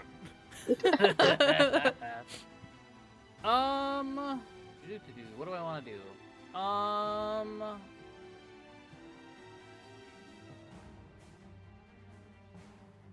Well, it's already caused a ruckus, so let's go ahead and because it's gonna doesn't matter anyway, causing noise. I'm gonna go ahead and just use my breath weapon on the mimic. Okay. Yell at the mimic. All right, you exhale destructive energy. It has to make a DC 12 saving throw. It rolls a 6. It fails. 8 thunder damage. Can you describe to me what your breath weapon looks like? So, Alexander will go off and he'll go, okay, everyone, hold on. If you don't like loud noises, go ahead and plug up your ears real quick. And he's going to kind of breathe in, and he's going to go, give my friend back his bag, and just throws it out, and just like the biggest roar you can hear. But you expect a roar to come out of my mouth, you don't. It is like one of the biggest thunderstorms you've ever heard. You just hear thunder everywhere. And it kind of like rocks to the core, and I think it like rocks or shakes this mimic up. And it just kind of like freaks out, or I don't know what its reaction to that. I'll let you do the reaction. But it recoils. You see like kind of like a sonic wave crashing against it, and it like lifts up temporarily on one side and then thuds back down. Papers on the bookshelf behind it just go flying. You see like essentially an imprint get crushed up against the wood, and it does take some damage here, and the mimic also takes full damage with that. And Nice. V, even though you didn't get a nat 20, Godfather Ray, thank you so much for the card to V. Oh, thank Please, you. Thank you so much. Look, No. it'll be the night card, and then I get to keep the mimic. no. You know what? If you draw the night card, I'll let you do that. Ooh. This one's for Godfather. There's Stop. a 5% chance. Are you sure? Yeah. It's not the night card. Okay. I mean, that would have been too nice. Knowing my luck, the next card was the night card. It'll be. I It was rolled not. another 19. No. I looked. It's not.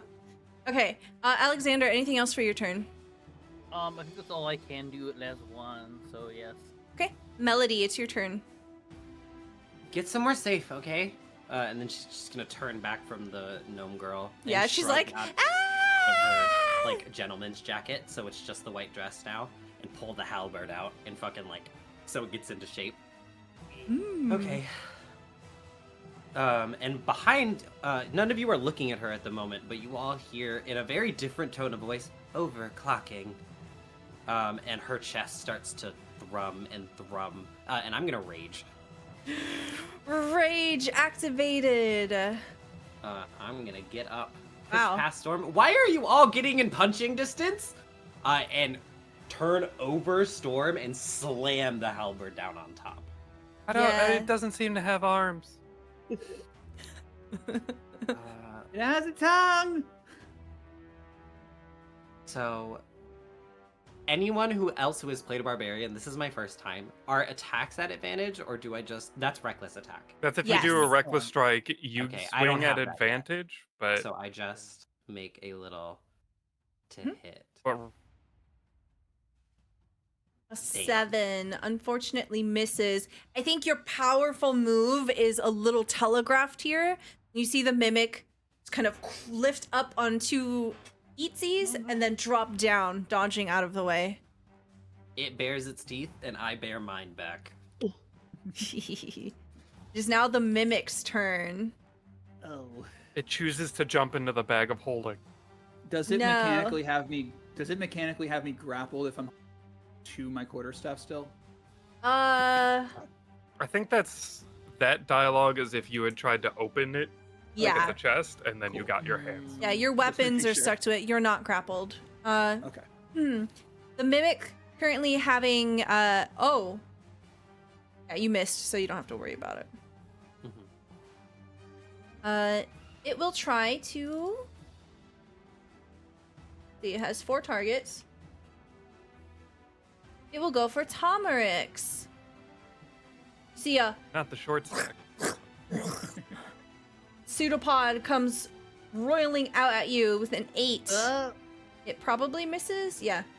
hell yeah, misses. Okay. You dodge out of the way as this sloppy, slippery tongue just like flails in the Whoa. air above you. Coral, it is your turn. All right. So Storm is right in front of me, right? Yes.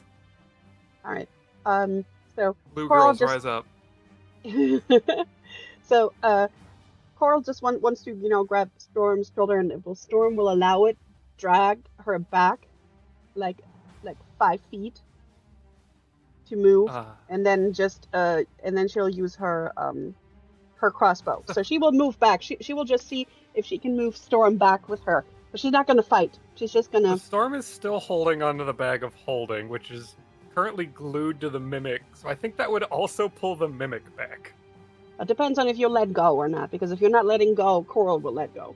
Coral's just trying to get She you to would let still go. be holding on. So you feel her touching you and trying to guide you back, but you're like, nope, I ain't letting that shit go. And she'll just move 5 feet back, and then she'll you just use her crossbow Yeah. and try and hit the mimic. To beat a 12. Come on, D&D Beyond. 16! That's a hit. Roll some damage. I don't know why it is so slow today. I think it's roll 20. I don't Yeah, think... my sheet started refreshing for like 5 Same. minutes. Yeah, I think it's roll 5. 20. 5 damage. You fire a bolt and it smashes into the mimic. It recoils and thrashes about as this bolt is sticking out of its side. Solid hit. Y'all might want to stop touching the fern. It's sticky. I don't like slop stuck to me. Anything else for your turn? Nope. That is it. Okay. At the top of the turn order, you hear footsteps. Someone rushes up to help. And you see Oh no. Quintilius. Oh,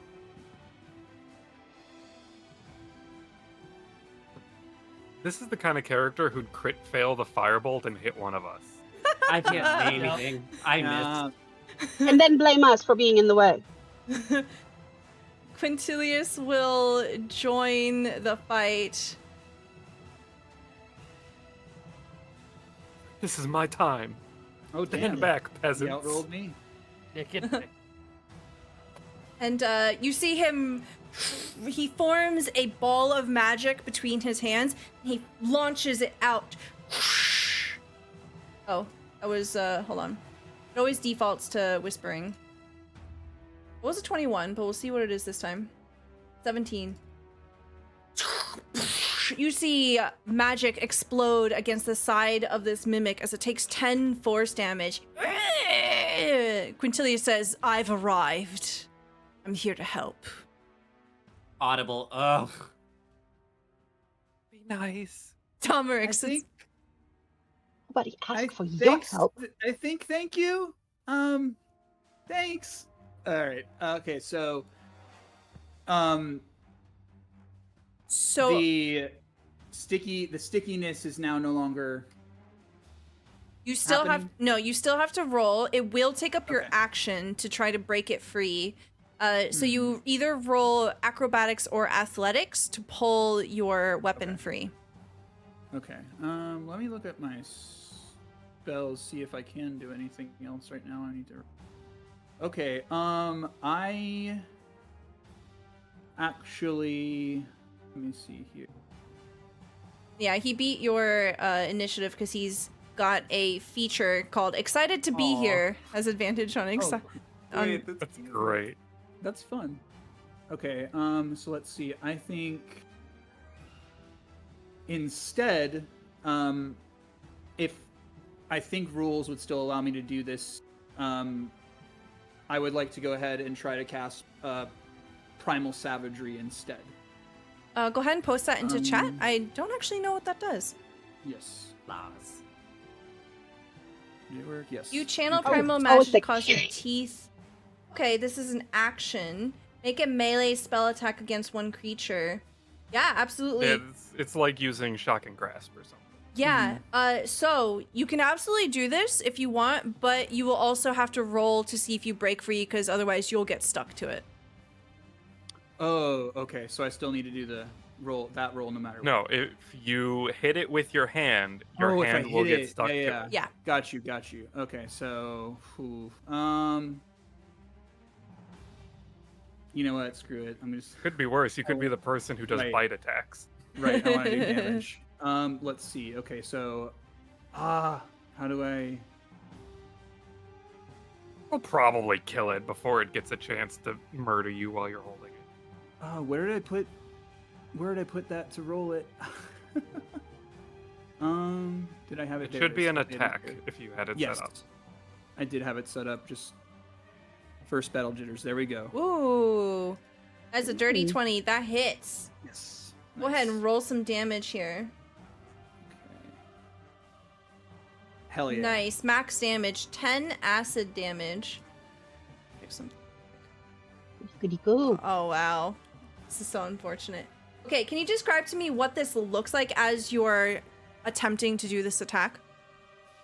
Yes. So, not very happy at all that the mimic has stuck their staff to it.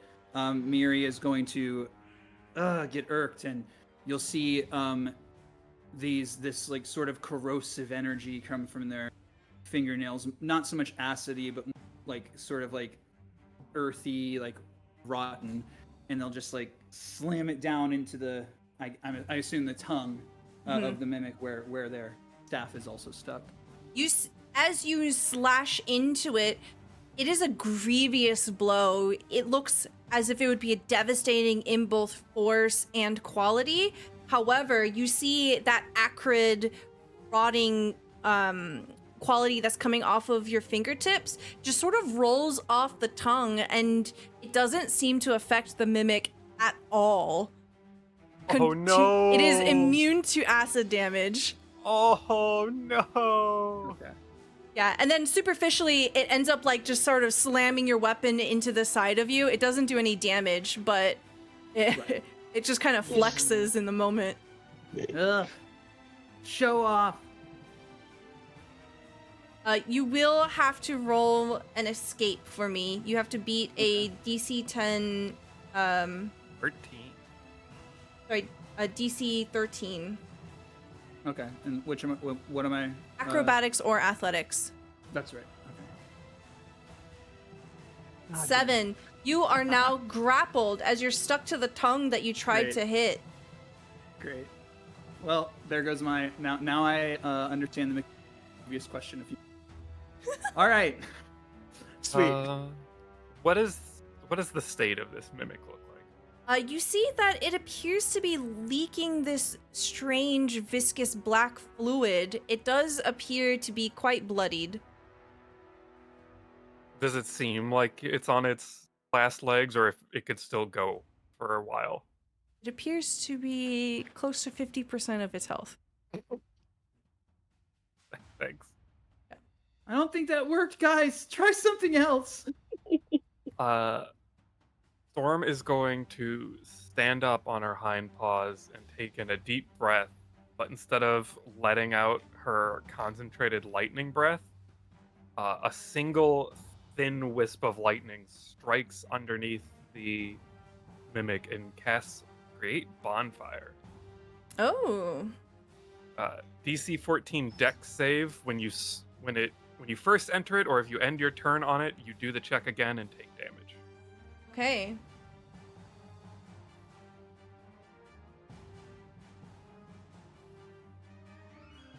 All right, so it would roll now.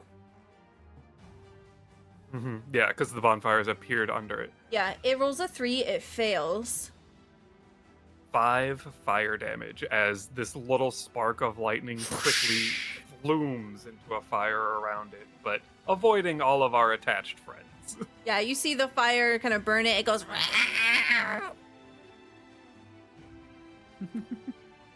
That will be my turn. Hey, Alexander, it is your turn. You can see that Miri is stuck to the mimic, as well as Storm's bag of holding. Going great. Y'all are amazing. We got this under control. Yeah, totally. There's a part of Alexander that wants to continue on with the fire attack, but he's not sure if he should be throwing fire around. So instead he's probably gonna try and use his breath weapon again. Okay. Normally breath weapons are long rest. Yeah, let's check real quick. Okay, yeah, you're right. Yep. I know mine is on long rest. You can't just keep blasting. It's equivalent to your proficiency bonus. So you have another. One more. You have one more until long rest because our proficiency bonus is 2 right now. Okay. So you can do it right now if you want, but then you can't do it again. Actually, wait, mine doesn't have. Okay. I guess we'll do it. Go ahead. Okay. DC 12. It saves. Goddamn. It takes half damage. 4 thunder damage. Still something. Again, the thunder ripples out of you and it thumps against the mimic. More know paper it's too flies. It expects it more this time. Yeah. It has lowered its center of gravity. Anything else for you? I think that's all I can do. Melody, it is your turn. I switch the grip on my halberd that's embedded into the ground and swing up with the scythe portion. Yes. Do it. Come on, hit it. So fun. 19's a hit. 19 is a hit. Good. Let's go. Big damn, big damn, big damn, big damn. Hence... Plus a flat 2 because I'm raging. Okay, 12 damage. Significant blow. You can see that the slicing, it drives hard into the body of the mimic and it has a grievous slash. It just gushes with this viscous fluid. Please roll me a athletics or acrobatics to pull your weapon free. You have to beat a 13? 16. Okay, you pull it back. You see that part of the surface that you had hit, because it is bleeding so profusely, you pull it off and free pretty easily, but it is smeared with this strange liquid. Coral Campilius, finish it! Hey, it's the mimic's turn. The mimic turns around and the pseudopod goes to smack you, Melody. And I'm just like being carried by it this whole time. Ah! Oh, it does hit. 18. Oh It no. hits you for 8 bludgeoning damage. Down to 4 because I'm resistant. Yes. This blow, which would have definitely taken out some of the people in your party because we're level 1. Like You managed. everyone else Yeah. except Describe. Copperix. Yeah, describe to me like what this looks like as you take this blow that would have definitely knocked someone out. I think it like slams into one of the crystalline sections of her arm, and she like wraps it under and just fucking uses her staff to push it off of her. Mm-hmm. Just kind of roils back.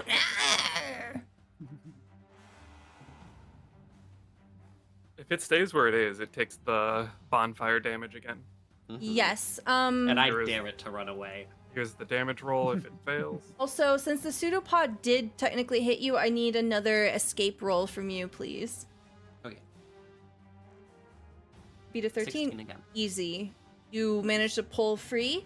Dexterity save from the mimic. Fails. No. It takes another 4 damage. Coral, it's your turn. Did somebody just create a bonfire? Yeah, there's a small fire underneath the mimic. Toasted All right. mimic. So, Oh yeah, it smells like smells like gasoline, which you wouldn't expect. With a bit of a hint of electrical fire. Yeah. Smells like home. Yuck. I had a different character's info, but now Storm set her up. She's gonna yank a torch from her pack and run over, swipe her through the bonfire, and like with a backstroke, hit the torch that's now burning to the mimic. Yeah, do it. I assume you move here. All right, everyone's now in Thunderwave range. Let's go. Perfect. Whee! Hopefully the mimic is now burning. Yeah, fire. More fire. Yes. Burn it down. Burn it down. Do you want me to just roll unarmed strike to see if it does any damage? A torch is improvised weapon, so just roll your strength, or yeah, it would have to be strength. Okay.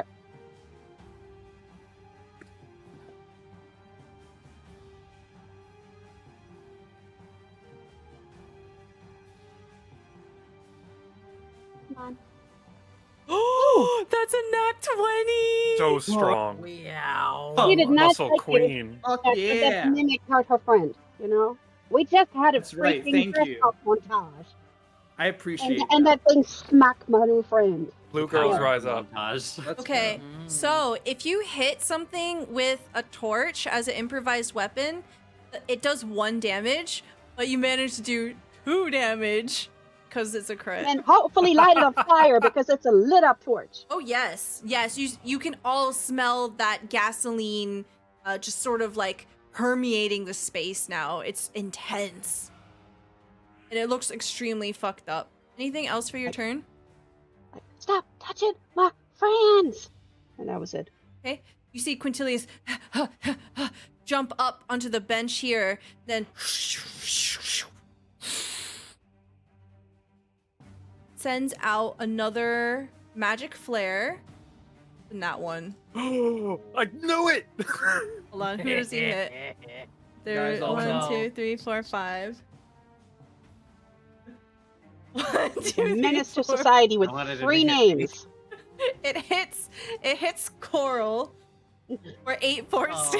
damage. I knew it. Oh no. I think it takes you out. Yeah, I got 12. This so- mother- Oh, you got Motherfucker. 12. Okay, you're good. I You're have good. exactly 8. If that had hit me, I was out. That is so funny. You It would've see, killed everyone you but see, me he and her. jumps up trying to have like a hero moment, and he like slips at the last second when he tries to fire this. He goes, "Oh shit!" He falls on the ground prone, and the magic flare goes wide, and it hits you in your back, Coral. And you probably hear whatever squealing noises that Toto can make. And it does sound like Toto is cussing him out. Yeah. Very clearly. Sorry. And Carl is like, get your ass down! Sorry. Toto technically is vegetation, so I think Tom Rick hears every single vulgarity. I'm just trying to help. Tomerix, it is your turn. You are grappled. All right, so I have to roll to become ungrappled, correct? Yes, this will take your action. It will be athletics or acrobatics, or if you want to do something else, like if you want to try to attack, it is at disadvantage, but you can still do it. Yeah, I'm gonna try to ungrapple myself because I don't want to. Actually, I'd rather use my action to do some damage than none at all. So I'm actually going to try to. I can't attack it with the staff, correct? No, the staff is stuck to it. Okay, yeah, and I think the only other spell casting I have against it would be. Wait, why is my thing not popping? There it is. Okay, so yeah, that might be my only option. Yeah, it actually is my only option. Would be to try to ungrapple. So Okay. acrobatics. Okay, you have to beat a 13. All right. Finally. Okay, you are free. Okay. And let's see. With that, I've used my action, so I can't disengage. And that is an action. I think I am unfortunately just going to have to chill because I don't want to be opportunity attacked. I run Okay. away. Yeah, it's kind of So- rough at level 1. Not a lot of Yeah. things you can do. Storm, No option. it is your turn. I'm going to attempt to hit it with Shocking Grasp. Ooh, okay. Then I can run away. The 22 Yes. hit. Yes. All right. So you just see Storm get real low, and she starts to growl, showing her fangs, and they start slowly glowing, almost like heating up coils. And then a pink and black lightning starts sparking off of them before she takes a vicious bite out of the mimic. As you take a bite out of the mimic, it ends up going slack. You see the electricity crackling over its form before it slowly begins to slump. And as it slumps, everything that was stuck to it comes unstuck. The second that Melody thinks that there's no danger, she tosses her halberd aside with enough force that it embeds itself into the wooden table. And I go over and I try to pick Quintilius up by his fucking robes, like off of the ground. You see, he's on the ground. He's like grabbing at his ankle. He's like, I think I sprained my ankle. And like, you like, feet dangling. yeah, you're like, have him up. He's like, Is this a fucking joke to you? Hey, I was just trying to help. You didn't. You hit somebody. I said I was sorry. This is not a game. I wasn't treating it like a game. I don't care if you're sorry. Do freaking better. This is not. Go This, tell this, the this- professors. And I like throw him a little bit. Yeah, he's just like, freaking main character energy. He's like, ouch, ouch, ouch, ouch. All right. Did somebody look at the map where Just the kind of where the limping away. nurse office is? There's like an audible as I go out of my rage. Mhm. Coral, are you okay? Well, kind of. Yeah, I'm still good. But you know what? Another one of those, and you know you could carry me out of here. But let's go I find can. the I'll nurse's do it. office. And then she'll go over and she'll kick the mimic. So, Yeah. you kick the mimic, and you see Storm's teeth are still kind of like clenched into it. Storm, when you let go, the tongue rolls out, and it spits something out in front of you.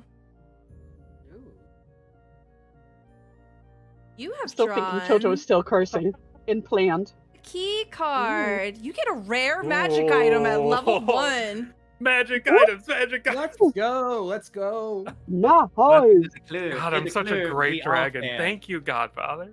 Yeah. Yeah, that was Godfather's card. You're the best, Tim. Let's see. What can I get you? A second I don't bag of holding. He's already got a bag of holding. What is this?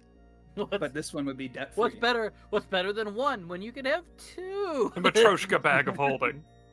The D&D equivalent of an air tag, so we can always find her. Oh, this is That would fun. be- yeah. You Love fun see, things. as the tongue rolls out, on the very tip of the tongue, no longer sticky, there is it almost looks like it's made out of glass. It is a green glass rose, Pretty. and it glitters. Ka-ding! Storm will gently try to pick it up with the tip of her tail.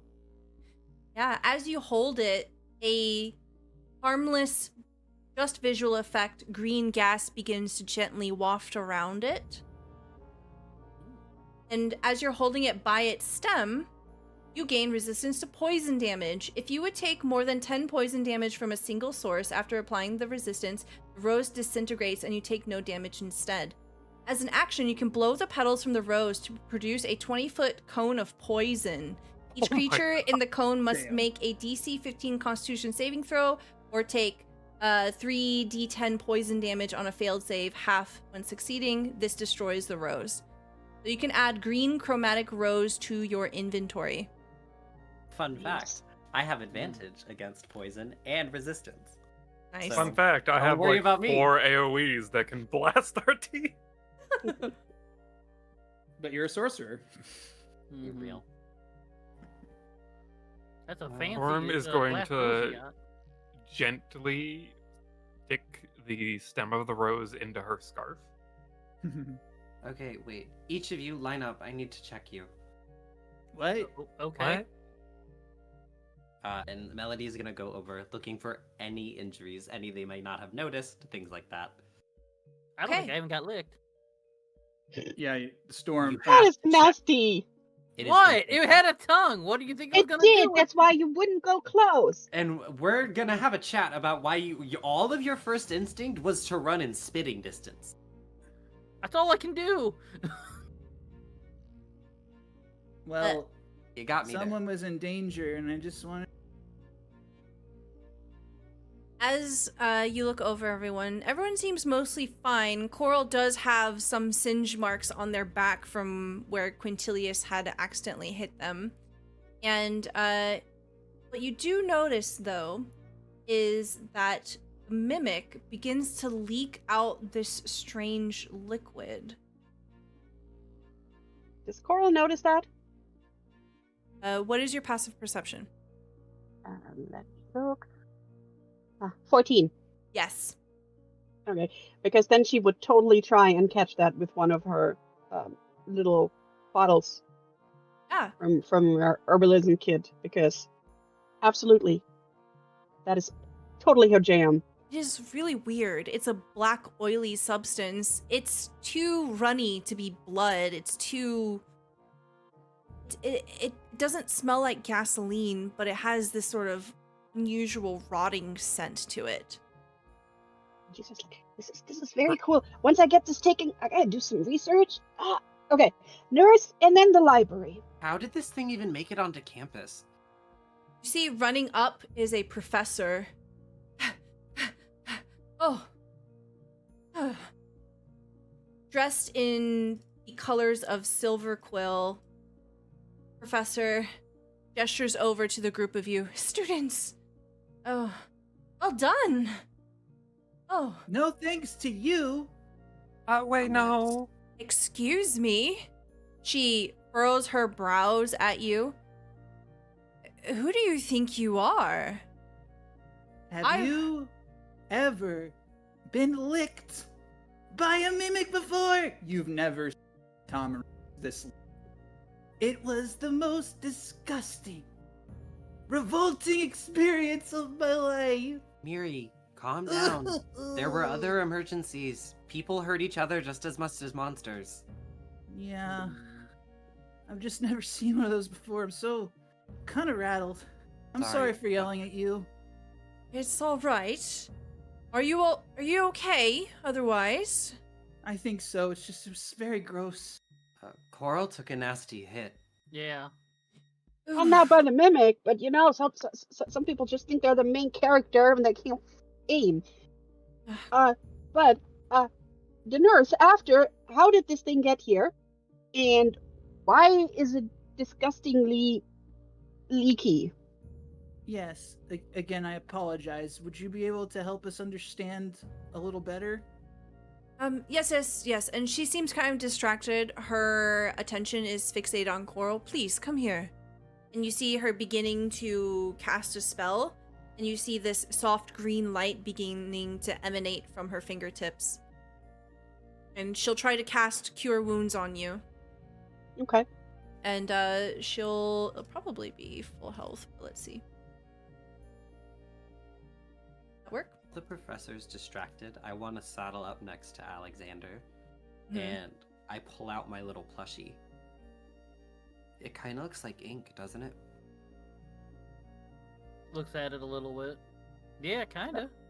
That's almost, that's 11 out of 12.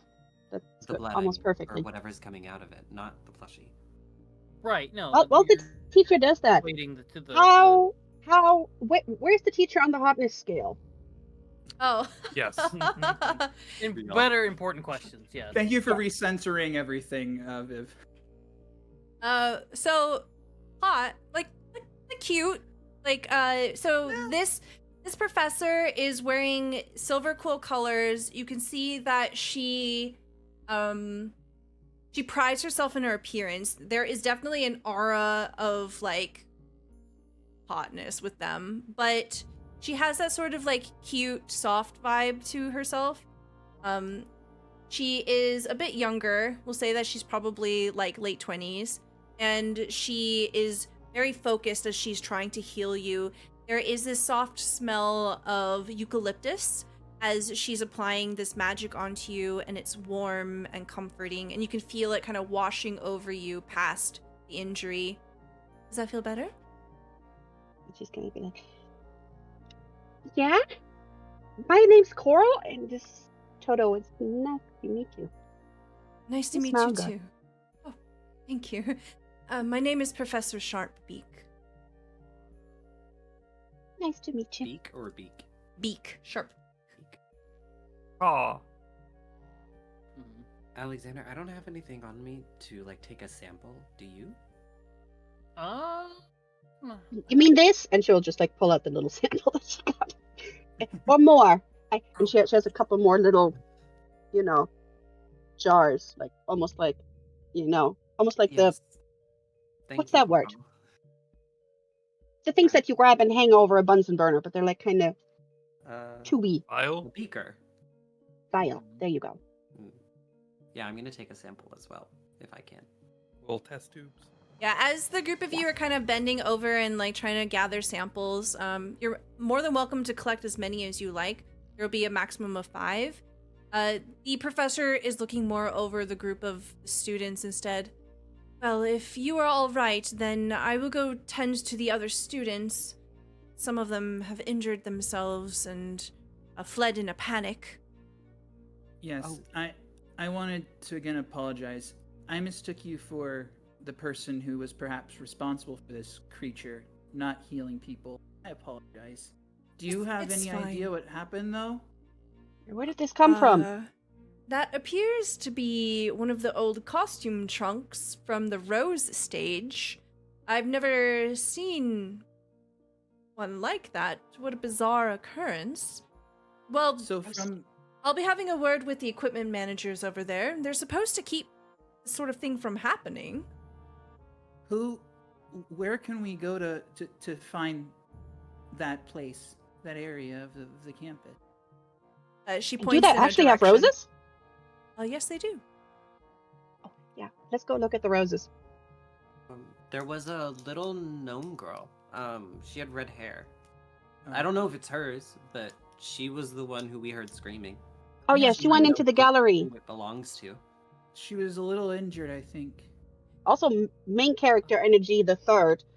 Sprained his ankle. We did put a stop to it, but this isn't really our responsibility. No, you can just leave Okay. it there. We can, I'll have someone come look at it. And she's looking over, and there's a couple of students that are just like trying to not freak out in the background. You get the sense that like she's more focused on the people, and like it's just a mimic, right? It might be a little more interesting for someone who's new to magic school, but she's probably seen something like this before. This is certainly strange. Just leave it there, and I will be babe. back. You have any treats over there? See if I can get him to have some treats. And she will essentially say, if there's nothing else, then... Of course, go. Have a wonderful day. Thank you. And she wanders off to tend to more students. I know he was limping away, but is Quintilius like long gone out of sight? Roll me a perception check. Okie dokie. Ooh, Oh, natural of 20. course. Nat 20. Where was this Yeah. earlier? It's your friendship thing, V. You can see that Quintilius has, he has taken up a chair at a desk nearby over to the east. He has his foot Oh. up on the table and he's currently rubbing at his ankle. I'll be right back, Alexander. She's going to Alright. like slink off towards Quintilius. Alexander will just keep an eye on him, not do anything. Okay. Yeah, so Storm, you move over As Storm leaves the party, what is everyone else doing? I'm just posted up by Alexander, I think, and I like hold it up to the light. I wonder. Scanning. And I want to cast Detect Poison and Disease. Ooh, okay.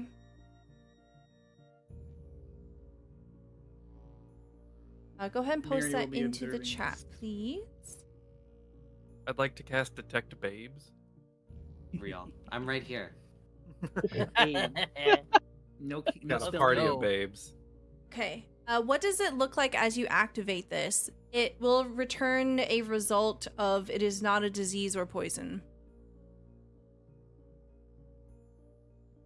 She reaches under the sheer part of her dress, and her fingers like dip into her chest a little bit, and they come out with this like silver material that she paints under her eyes, and these like glyphs appear. Her pupils like shift into these glyphs as she like very quickly moves around and scans the item and the environment. Fortunately, it doesn't seem to be either. Okay, well, it's not gonna hurt us, I think. That's good. I don't think I've ever seen anyone do that before. That's kind of cool. Comes with the territory. Oh, neat. Miri will kind of, short enough to still kind of do it. Will kind of like get your attention, just like, hi, Melody. Mm-hmm. How did you get to be so cool? I've never seen anyone like you.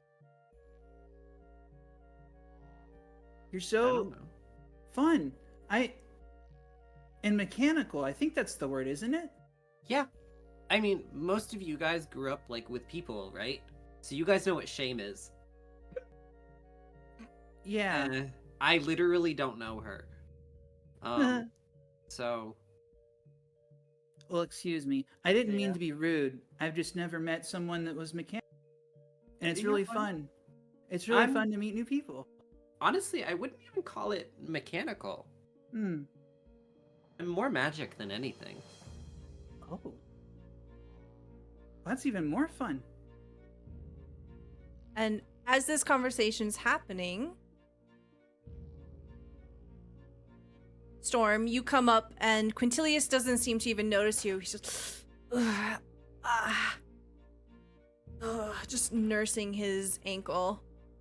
So Storm is real low to the ground, just slithering up to the table, and out of the corner of his eye, he might just see the tip of a witch's hat start to rise up to the level of the table.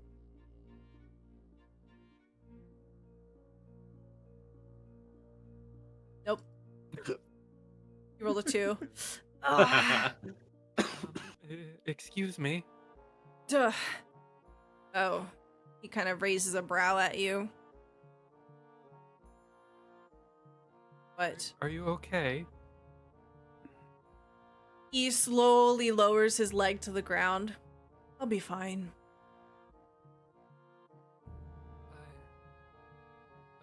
I know my friends weren't too happy, but I do think intentions are important. And thank you for trying to help during an emergency. He kind of smirks a little. I'm just sorry I didn't get there faster.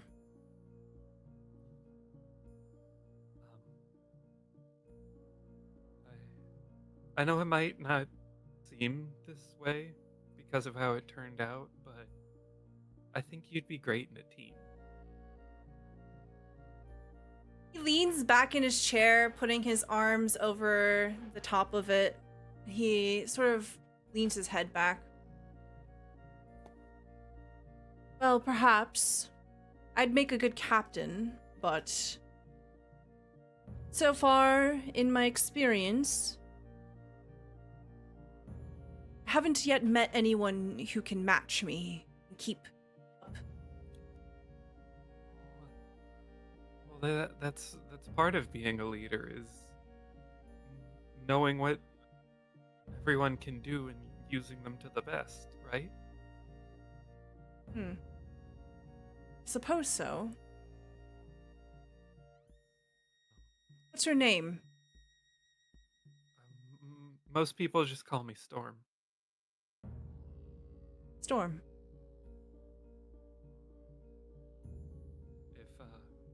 If you're still hurting and you didn't do all the scavenger hunt, the snarl gives you a healing potion. Raises a brow, looks over towards the snarl. Keep that in mind. Have a good day, and hopefully we meet again and it's less dangerous. And as you're beginning to walk away, he says, "Hey, is your friend okay?" Yeah, the professor took care of it.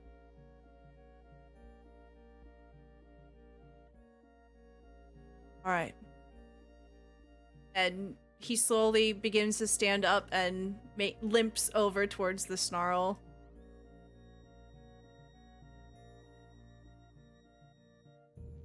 Storm will start slinking back towards the others. So while, they were talking to, main character, the third, 'cause I can't remember his name, can Coral, study the liquid? Yeah, go ahead and roll me investigation.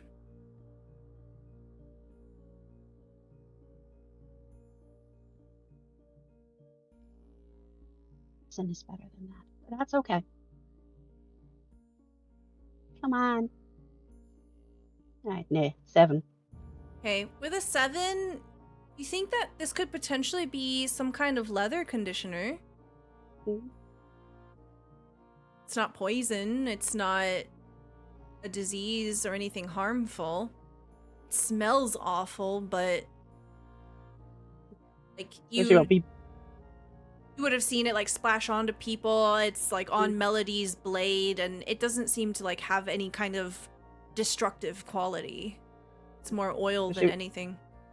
So she would be mumbling under her breath. This was something they put on the trunk before somebody turned it into a mimic? Or was the mimic sleeping and somebody wrapped it down? This is the weirdest thing ever. Oh, my jacket.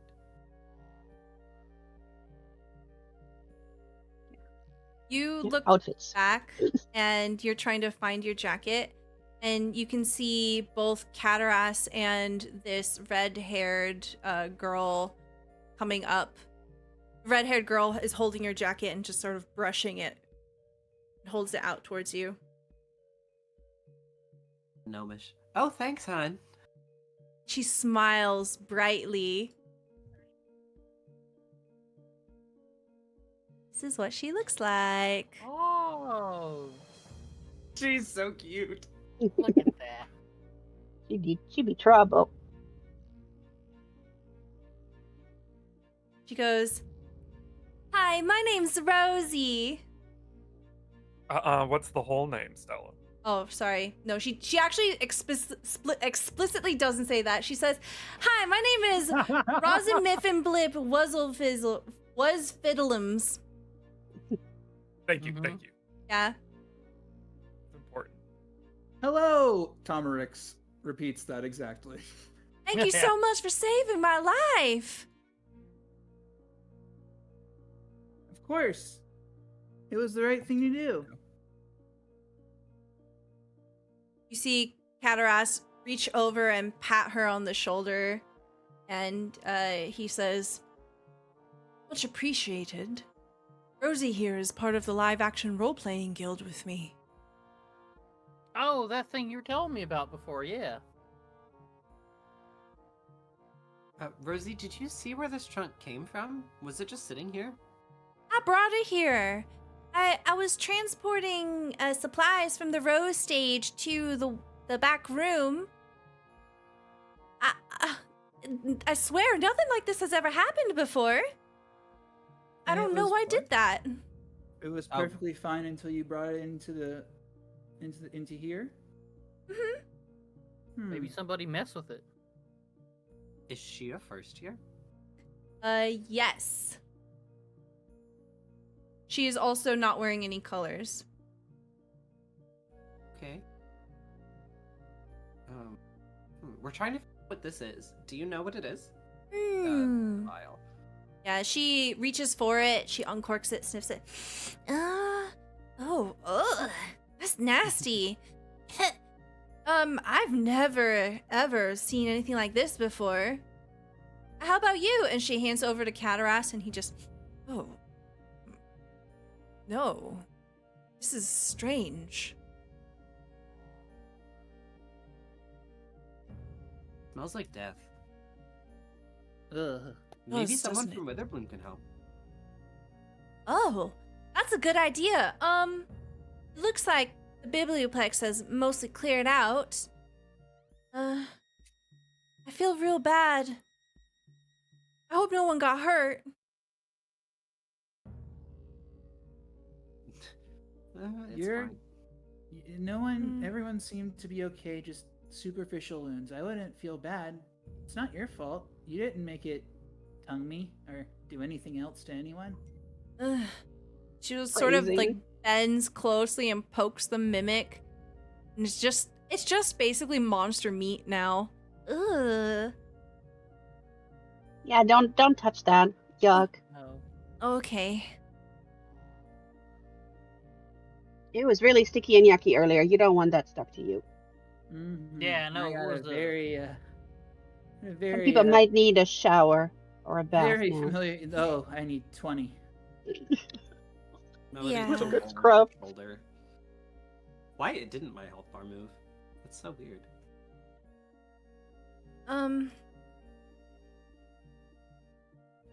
Well, how about this? As an apology, dinner on me? Maybe we can go to the Bowen's Tavern? And I can treat you to something as an apology? Oh yeah. I was actually wanting to go there at some point later today, so that's perfect. Thank you. Oh, great. Cataras, you want to come with us? You're paying, sure. And she says, all right, well, why don't you all get cleaned up and we'll just meet up at the tavern. How about that? Okay. Fine by me. Sounds good. And with Yep. that, everyone begins to depart. You make your way over to your dorm rooms. Is there anything special that anyone wants to do before dinner? So Storm would want to go back to the shop, but before she does, she would suggest that maybe to the others that maybe the shopkeeper might know what that liquid is. He Dealing could, with a yeah. whole bunch of weird and strange things. Hmm. Probably. I'll check at some point, but I need to go bandage up my arm. Yeah. I'll go with you if you want, Storm. Yeah, I mean, I would like to put some healing balm on my back. But yeah, please do check on that and then tell us about it when we hit the tavern after. Can I have one of the vials then? Yep. And she will just hand them over. Storm will gently deposit it into the bag of holding. Yeah, be careful with that because that stinks so freaking bad. I can tell. All right. So Storm goes over to the shop, and when you show the vial to the shopkeep, they essentially say they have no idea what it is and they've never seen anything like it. You find that the shop is relatively busy now that it's getting closer to dinner time. The biblioplex eventually fills back up and business as usual. You can see some professors come and carry the mimic away, and it's all cleaned up and essentially books are placed back. The shelf is mended. Almost as if it didn't happen. No one's freaking out about it. Are you hiring? Groff, the person that you signed a contract with earlier, says, we are. it might be a good idea to get some kind of income. Certainly. We do have a small employee discount that you can potentially tap into if you like, but the pay will be 5 gold a week. Uh, Everything helps. You can start tomorrow if you like. Speaking of helping, Storm will take the chromatic green rose off of her scarf and hold it up. Do you know how much this is? Uh,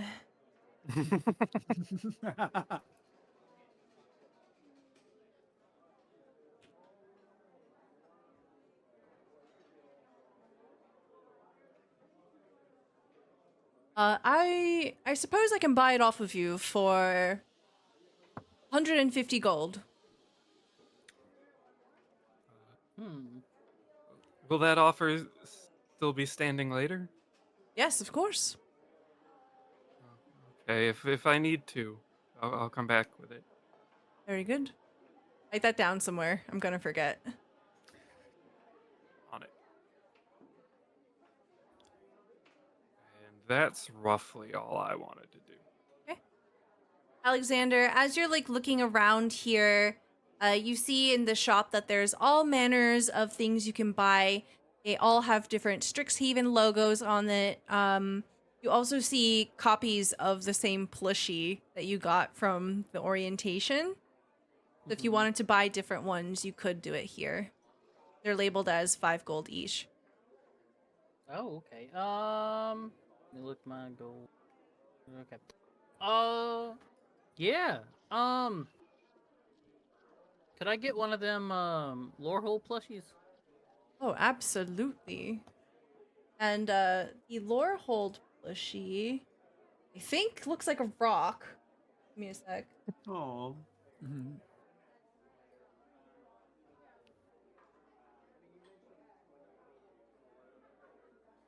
Remember there being a handout.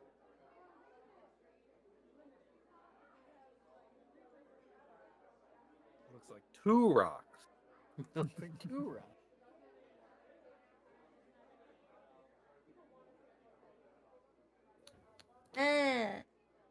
Looks like a small statue.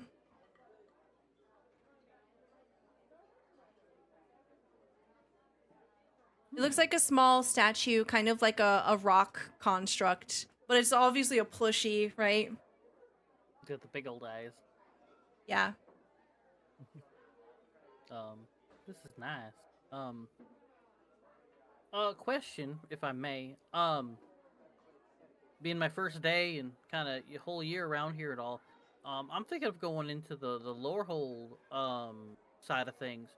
Is there anything here you would recommend maybe a first timer maybe getting, or something that would help maybe later on or prepare for, or anything like that? Oh, yes, you will be taking quite a number of notes, I presume. Lorehold studies do require quite a bit of research, so you can resupply in all of your inks and quills and parchments here. Oh, okay. You'll find all of the stationery supplies you need readily available. We are open 24 hours. Oh, neat. Okay, cool. All right. I'm gonna go check to see if I don't think I need anything now, but that's good to know for later. Thank you then. Yes, of Then course. I'll just get the plushie then. Okay. 5 gold, you said? Ching! Yeah, 5 gold. All right. Cool. Thank you. Is there anything else that anyone wanted to do before we switch scenes? With Coral and I headed back to the dorms, I want to like linger in the lobby for a bit and see if I can catch Quintilius when he comes back. Oh no. No. The Okay. gambit. He's getting a hot and cold relationship this game.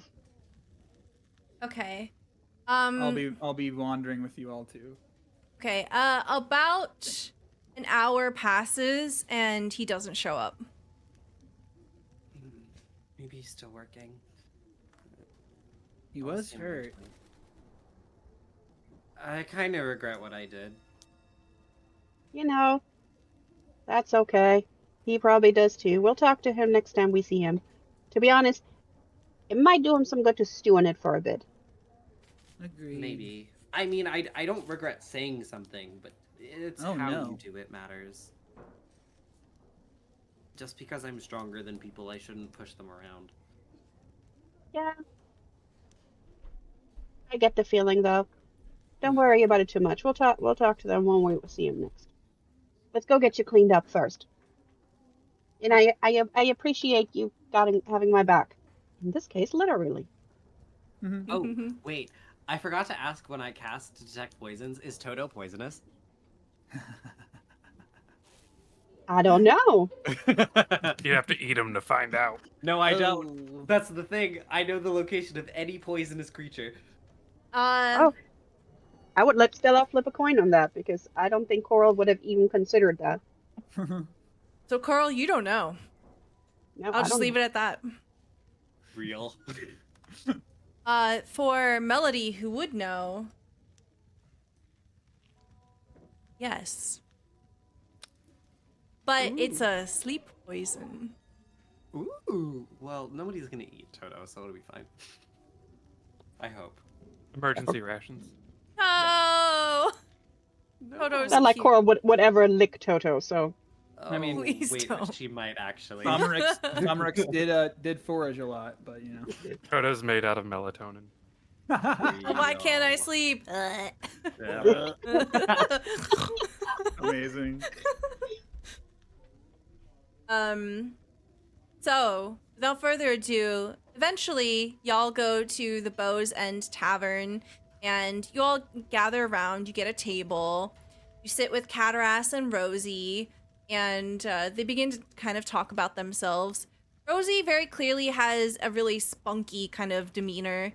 Now that she's less frizzled, she's very excitable and she's very bubbly. She talks extremely enthusiastically about the live action role-playing guild. She specifically says that she loves playing the monsters. Cataras kind of goes, holds his head a little bit.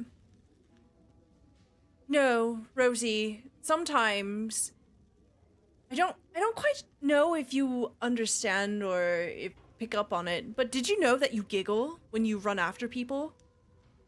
I can't help myself, it's so much fun. Listen, there's a certain kind of thrill when you eat people. You should come to one of our shows. You should just come watch. It You have sounds to be there. awesome. Cannibalism? Father talked about Yeah. that a lot. Like, what are one of your shows like? Oh, it's explosive. Everyone runs around with weapons, and sometimes they cast magic. And we make these elaborate costumes. The last costume that we made, I was a giant worm with teeth. Ooh. Oh. Do you need stilts? Sometimes. And Cataras kind of... It's really funny when she doesn't use them. It's all pretend, right? So. Exactly. Playfully, Rosie says, it's acting, not pretend. So, do you guys want to be like Prismari or something? Art shows all that? They look at each other, and Rosie says, I suppose I could.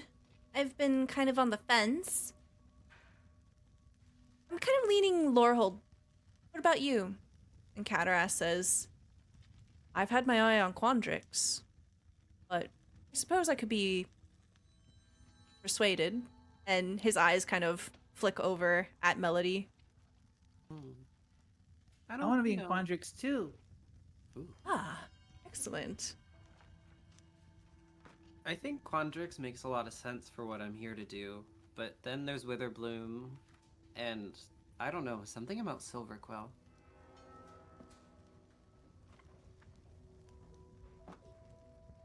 As you say Silverquill,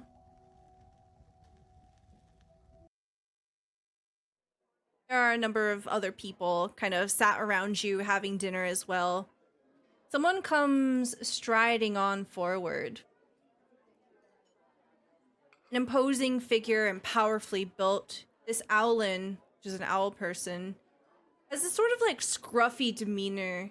He's wearing a leather jacket and a number of necklaces layered over his chest, and you can see that the shirt that he wears underneath kind of has that grunge look to it with a number of holes, slightly torn. And he walks up to the party. Oh Oh. my god, he's Australian. Yes, he is. Not This like This is this. the knife. Yep. Wanna join the hunting club? He comes up and he says, Oh, I betcha. "Welcome to the Bows Tavern. What can I get you?"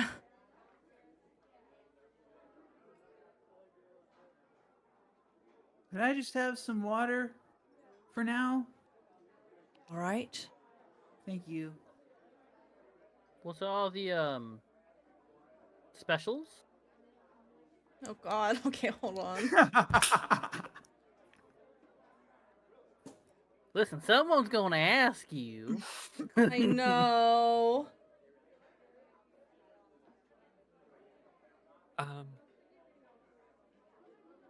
Melody, are you able to get drunk, Melody? Oh. Riga used to let me have wine at, like, important dinners and stuff. But I've never had too much. Papa kind of made all the features, though, so I'd imagine I could. Oh,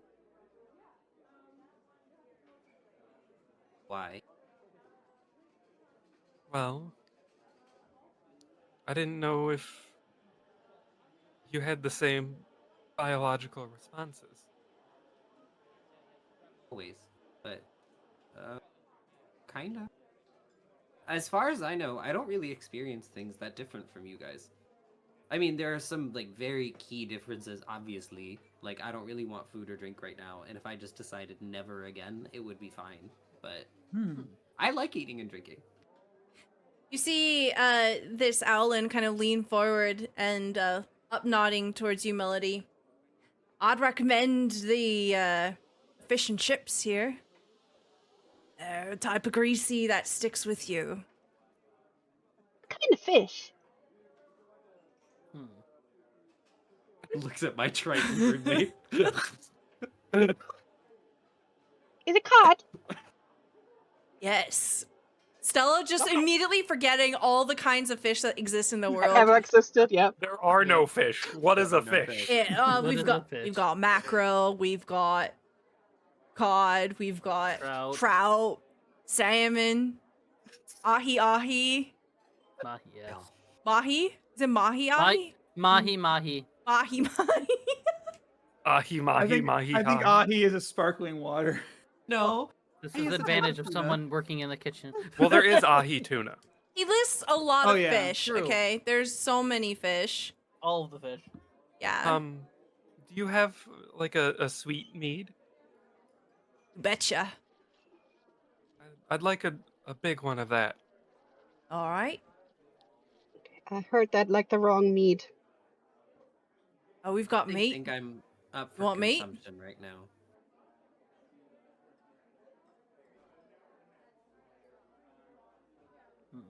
Some Got- tuna steak sounds really good. Tuna sticks coming right up.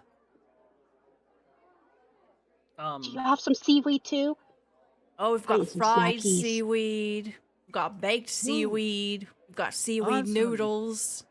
I'll have some of the fried seaweed, actually, please. Seaweed All right. noodles with some tuna steak. That sounds good. You said meat, right? You had that as well? Yeah, we've got hot meat. Sweet Okay. meat. Quick, everyone, keep asking questions about the food Stella has. Where's just gonna- where's just this gonna fried ask him- seaweed sourced from? Thick Oh my meat. God. So, I- you, You guys gotta I try think some he's smoked got other eel. customers. We should Oh no, probably take order. your time. He just kind of leans I- against the all I table. was gonna ask, all I was gonna ask is if there was something of like a burger here. Oh, you betcha. We've got so many kinds of burgers. We've All got right, well, go ahead. shit. Stella now forgets what a burger is. I was trying to remember because I lived in Australia for 2 years. I was trying to remember Australian slang for kangaroos. I think it's like we've got roo. We've got goat, chicken, Alligator is good. alligator. We got gator. It's right between fish and meat, so it's not as flaky as fish, but it's not as tough as. Tastes like chicken. I'm being quiet. I'm being quiet now. Server, or are you like Asa? Oh, I think I'm gonna try one of them gator burgers. I've never had gator before. All right. Try that. He looks over at Melody.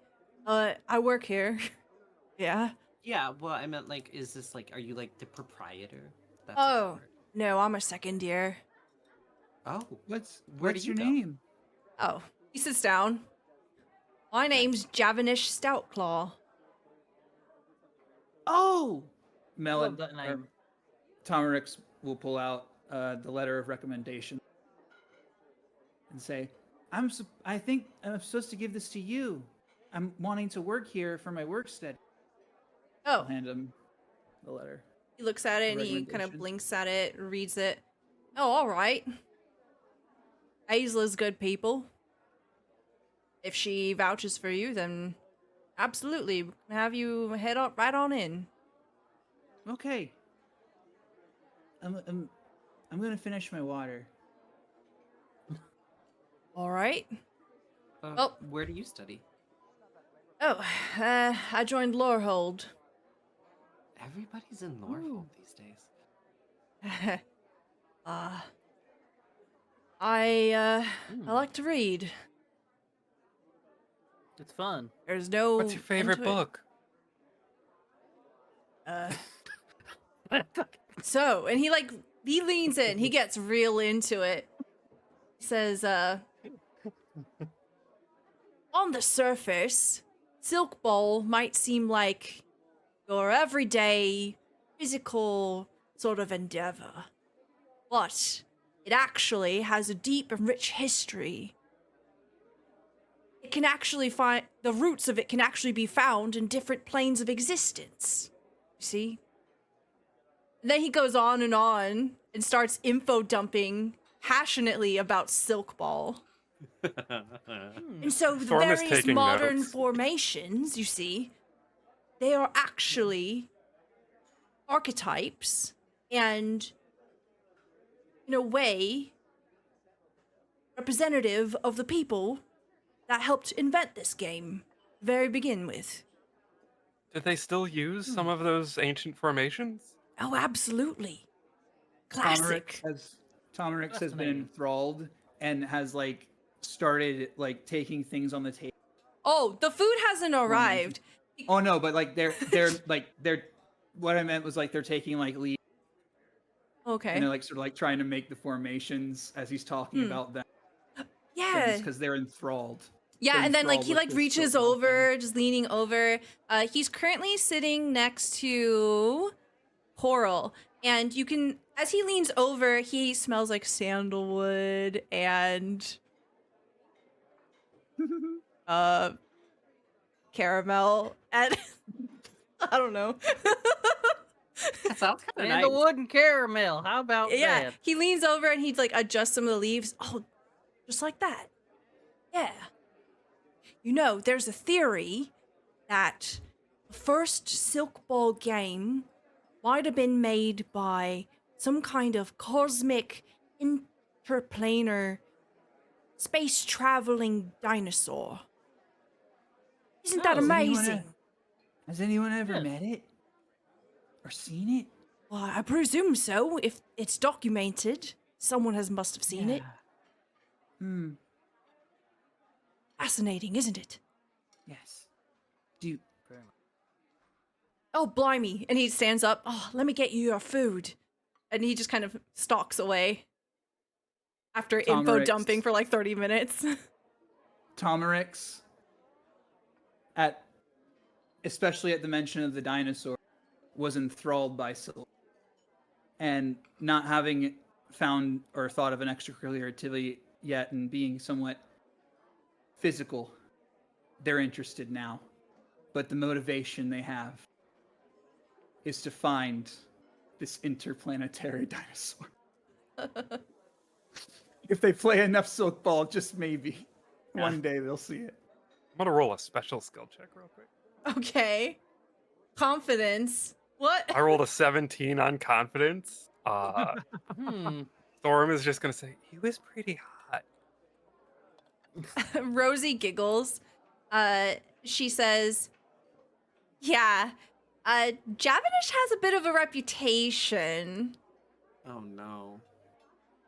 Go ahead. Oh, it's nothing like that. Javanish is actually really nice, but for some reason, people are kind of intimidated by him. It Just must the be the scars? muscles and the scars.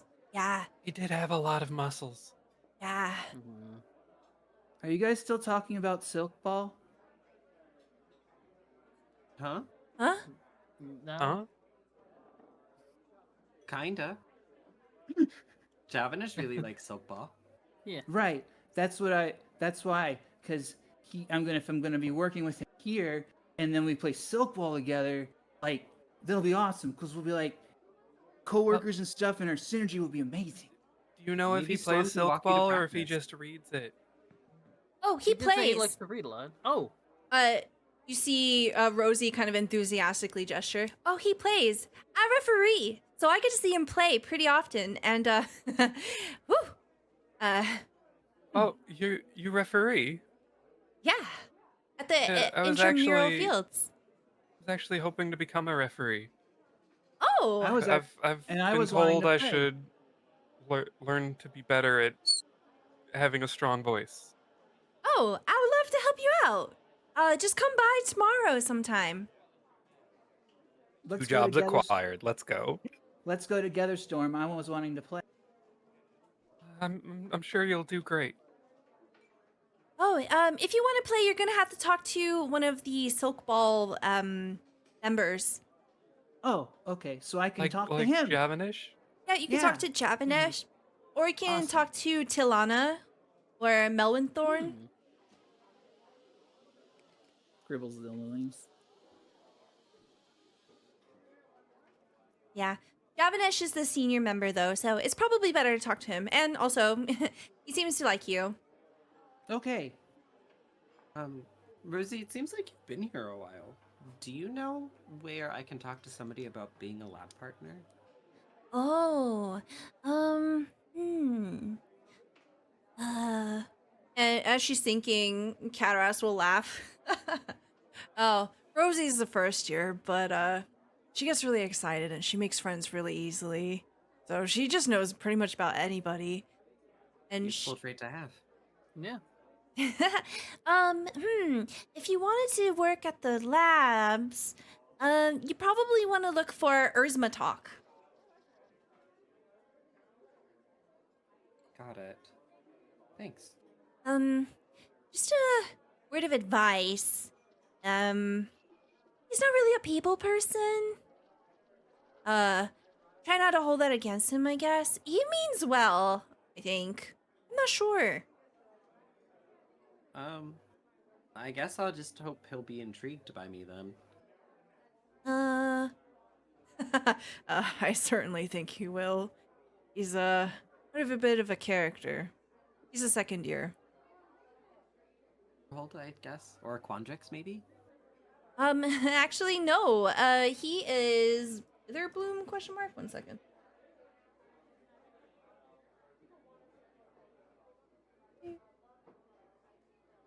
What was it you were hoping to go to the labs for? Witherbloom. I want to get a job there. I'm gonna need to be good in a lab, and so I figure on-the-job experience. Makes sense. All the casting and stuff is nice, but I don't think I'm really here so much to learn to cast magic as to learn about magic. Yeah, that's why I kind of want to join the horticulture club. I mean, water dancing is going to be fun too. But the horticulture club, it's like basically plants that I love and mixing stuff and making new stuff and figuring stuff out.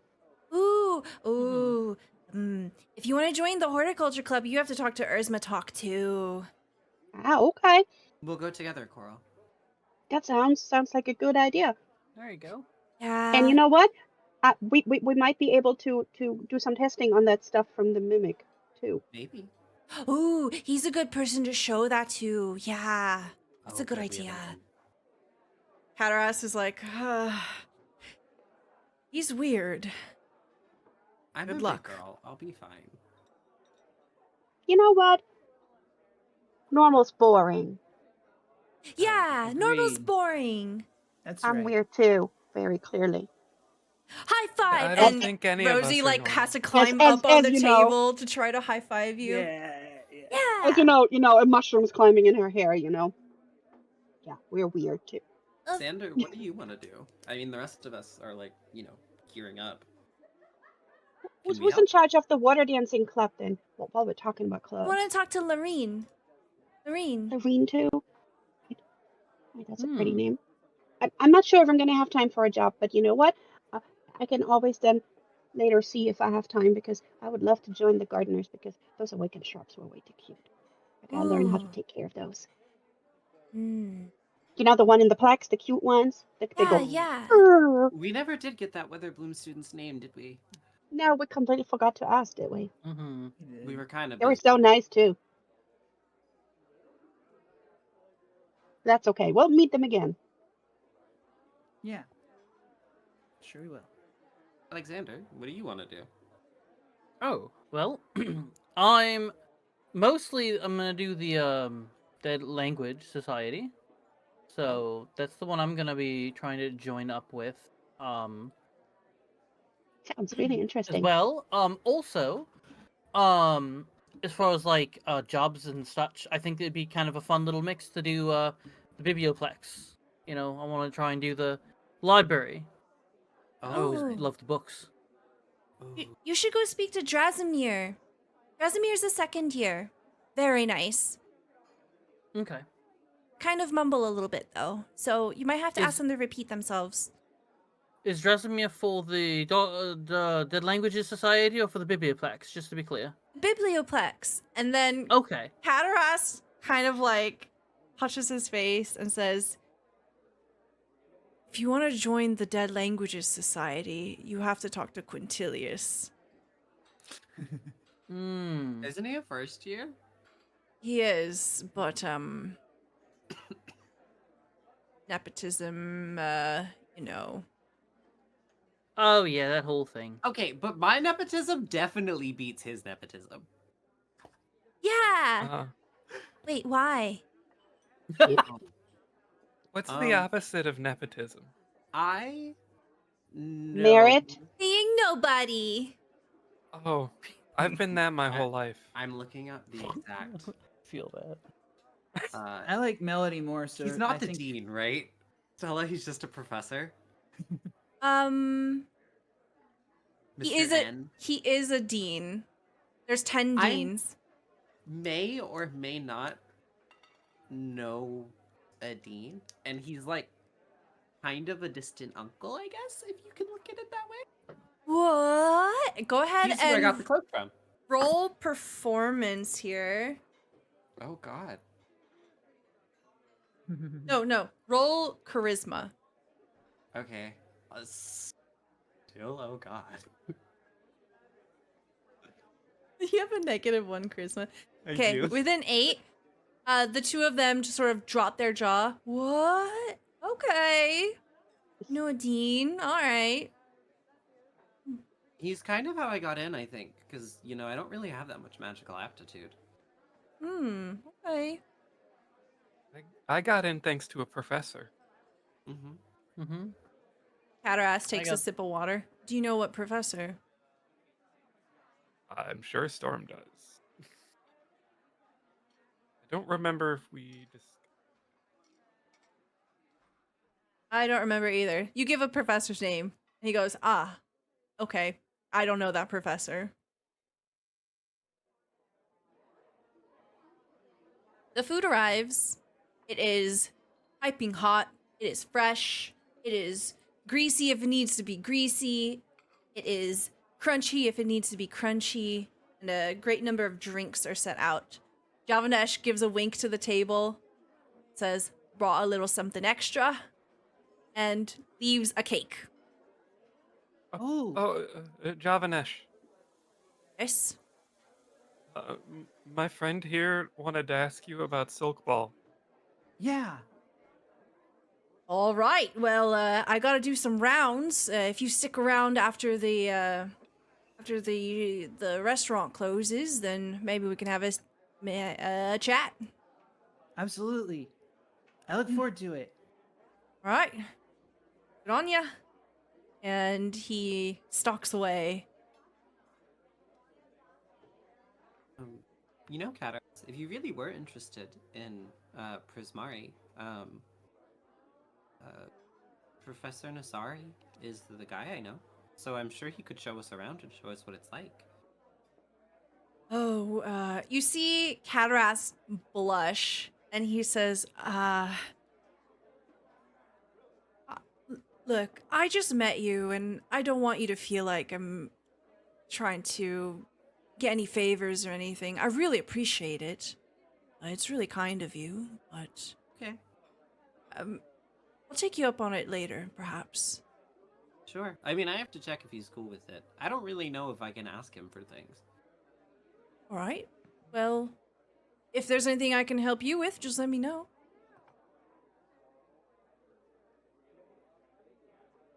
And eventually, small talk will begin, and the rest of you enjoy dinner. It's a pleasant meal, and it's pretty clear that both Cataras and Rosie enjoy your company. Zombie, have you talked about your roommate to the rest of us at all? Yeah, Before now? yeah. When we first got into the hall where we were supposed to go, and revealed the room, I said, "That's my roommate." Hmm. But is that the only thing you said? Did you describe like the question mark or meeting? No, I haven't described the question mark yet. Okay. We were. It seemed like as a group we were all trying to figure out what was going on. So it was just kind of a, hey, meet this person. They're my roommate. They're really cool, and that was more or less it. So you're Alexander's roommate, right? Yes, I am. Pretty lucky. He's a great guy. I think so too. Really excited to get to know all of you better. And Coral is unsubtly gonna be like, so, do you know Nora Ann? Uh, We met Nora Ann when we started here. She seems nice. yeah, Maybe. I met Nora Ann when I first checked in as well. Rosie goes, I love Nora. She does seem pretty great. Nora's the And pretty. best. Cataras will say, Nora is in the Distinguished Society of Fine Artists too, but I really haven't had a lot of time to talk with her yet. And Coral's like, oh dang it, I am still not a fine artist of nothing. Do you want me to introduce you to Nora? Well, we already met. It's just, I was Oh. hoping to, maybe not while she's working. So, and I am not a fine artist of nothing. So, but you know what? There will be time. There will be time. It's not like anybody's Oh. going anywhere. Yeah, Nora works as the resident assistant, the RA for the dormitories, so she hangs around the dormitories quite a bit outside of classes. Yeah. So we might see her. Oh yeah, you'll probably bump into Nora pretty often. Huh. That would be nice. Yeah. Nora really helped me with my homesickness. Oh, that's really nice. Yeah, Nora's really easy to talk to. Oh, We also we met a really, really, really nice teacher. What was her name? Sharpbeak. Taking care. Yeah. Remember she was taking care of y'all to make sure my back was okay. That was very nice. Yeah, Professor Sharkbeak, I think, is a silver quill professor. Mm-hmm. What's she Yeah. That's the teach? color of the robes anyway. She teaches.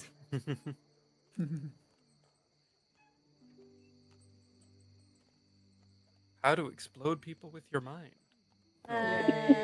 Shout out. Probably none of my classes.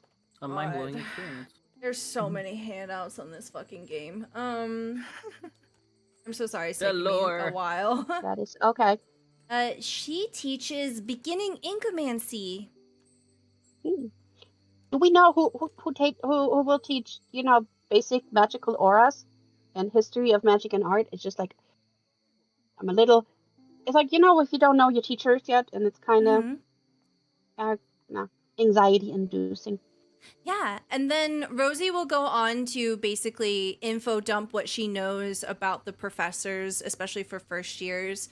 Yeah. It's very surprising how much Rosie knows. And it's pretty clear from the number of people who just randomly pass by the table that say hi to Rosie, that Rosie just has a wealth of friends. Everybody knows Rosie. And she shares a little bit of tea. She says that the history of magic and art teacher, the Prismari professor, is very grumpy. And if you go to class and give coffee to the teacher, you'll have a much better time. That is their weakness. And then You hear that? essentially, And then she's going to be like, Mary, you know what that means? I'll need to borrow the thermos every time I have class. I think we have the same class. Okay, then we can't forget that. Absolutely, I'll remember it. Yeah, and totally, try not to interrupt the tea by and then, Excuse me, Rosie. yes, You said you were helped with feelings of homesickness. mhm. There was a student I saw outside who might need some help with that. And Oh, Yeah, you Storm did would say try to somebody was describe how they crying. looked. yeah. Oh, okay. Oh, I think I did see them kind of wandering around. There was someone just running around crying a lot earlier today. It's probably the same person. I'll let Nora know. Good. Thank you. Mm-hmm. Yeah, the first day can be a lot for just about anyone. It was a lot for us. Didn't expect a trunk to turn into a mimic. How often does that happen? True. Yeah. Yeah, and I'm really Well, I mean, sorry. how does often that does that happen? Never. Kararas and Kararas shrugs. It was definitely not shared to us during our orientation and joining the clubs. Don't worry, we're gonna talk to everyone we know and try to get to the bottom of it. Yeah, We because wanna it's figure it definitely out, too. interesting. Ah. That's one word for it. And eventually the conversation will shift over to the topic of magical physiologies. This is the mandatory class that all of you have to take. Mm-hmm. So we're going to be sharing that together, I guess. I'm really excited about it. Magical physiologies, we talk about magical creatures. That Storm sounds raises a cool. paw. I was gonna say, does that include us? I don't know. Maybe. I'm not gonna be an example, am I? Oh, Oh. no. You get to study the monsters that you play. Yes, I'm so excited. Sounds like it will be your favorite class. I guess it'll be useful if we ever need to patch one up. So True. and who was teaching basic magical auras? Any of y'all have that class? Mm-hmm. And Oh, she'll yeah, go oh, yeah, on to Melody like knows. share more tea about professors that Stella doesn't have right now because we're probably never going to actually roleplay those classes. But eventually it starts to get late. You can see that people are beginning to file out of the tavern. Javanesh like kind of gestures over to Miri and they have a conversation off to the side about Silk Ball.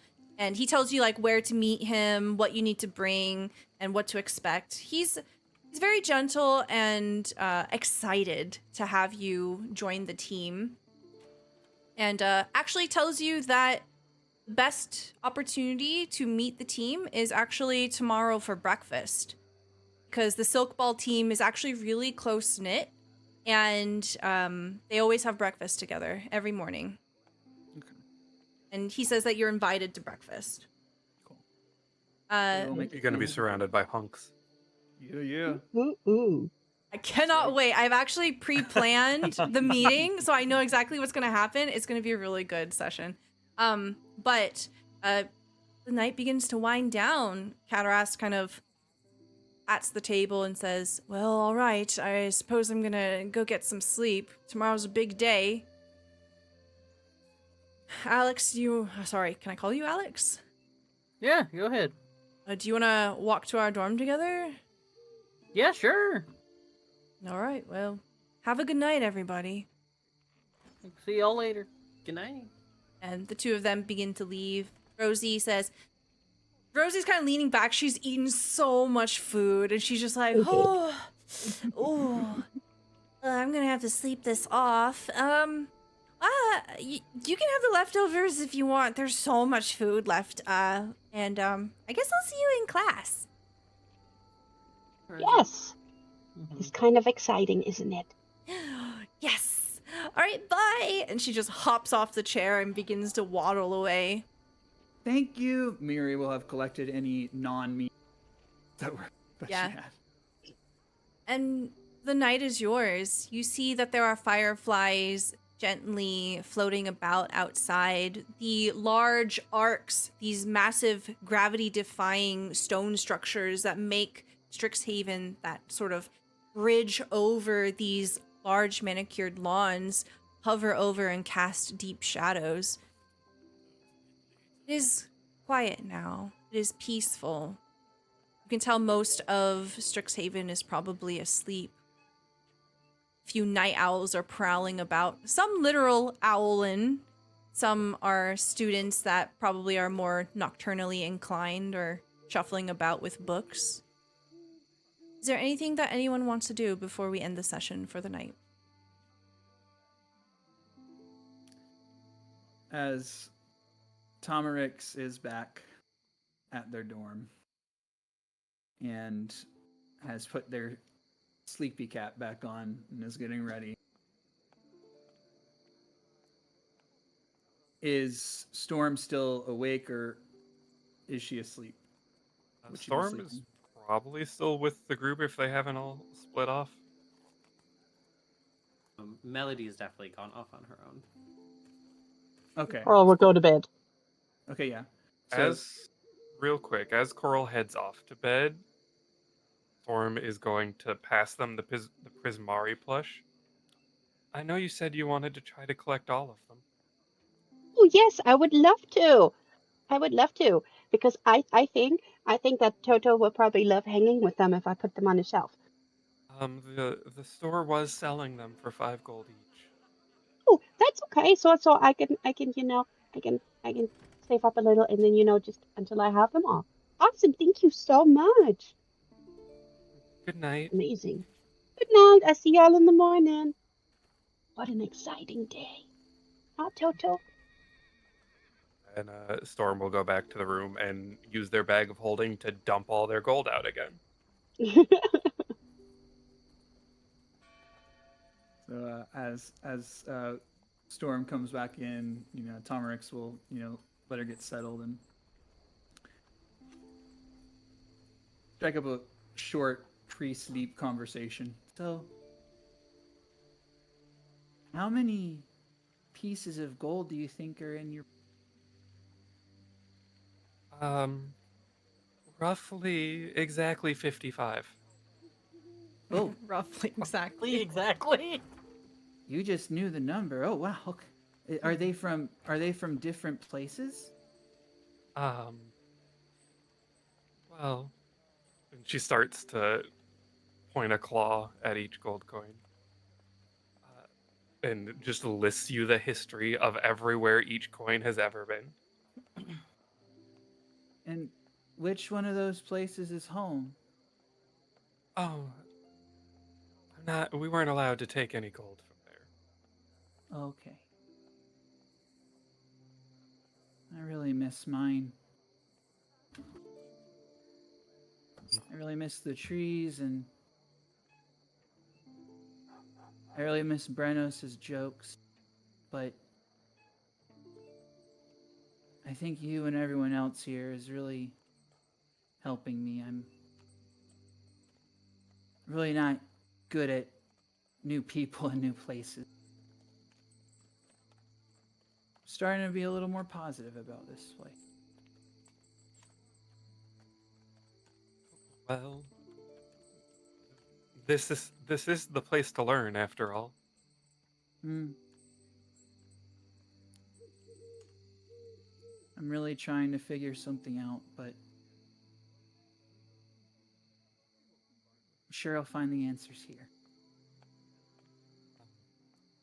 I don't really know what a home is. I don't know what you're missing out on, but Well, I hope it gets better. I wouldn't say that home is really a place. It's people. The sort of group I live with, the gathering, we stay in one place. We move all about the wilderness and the forest, and it's Brenos and all the other druids that make wherever we are.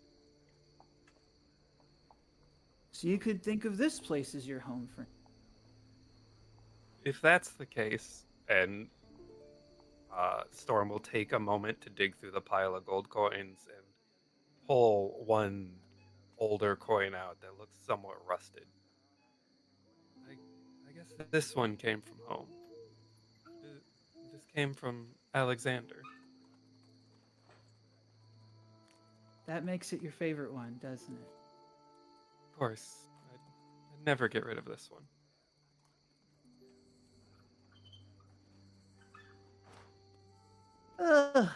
Well, that was some nice talk, but I think I'm crashing because of this coffee stand. I think I'm gonna hit the hay.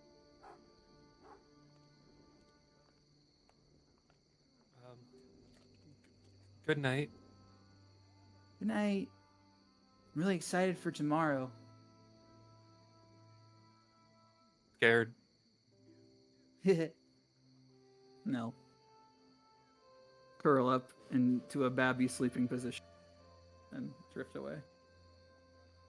As Storm will put the rose on top of the gold pile and then curl up inside it.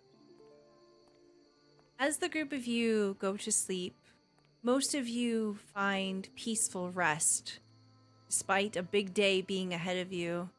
However, if Can Melody do something before we close out? yes, She's gonna wander back to the biblioplex, back to the living flowers, and Ooh. sort of just take her seat and pull that very big leather-bound book. Hey guys, sorry about earlier. That was crazy. I was wondering, Daisy, Ruby, can I have a petal or two? Go ahead and roll me an insight check.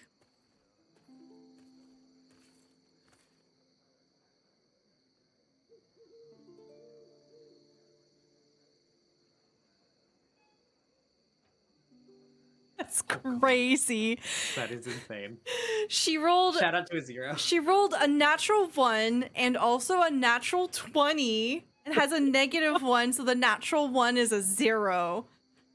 If only there was a blessing to switch the two. I'm a magical girl. What can I I've say? never seen this before. That is amazing. You rolled the best possible and the worst possible options here. Okay. I think... Do you want to re-roll? Oh, hey, you've been given a blessing. Vivacia got you a blessing, and it will go away at the end of the session. Thank you, Viv. You gotta use it now. Yeah, I'll use it. Okay, Use it or so you lose just it. roll it again.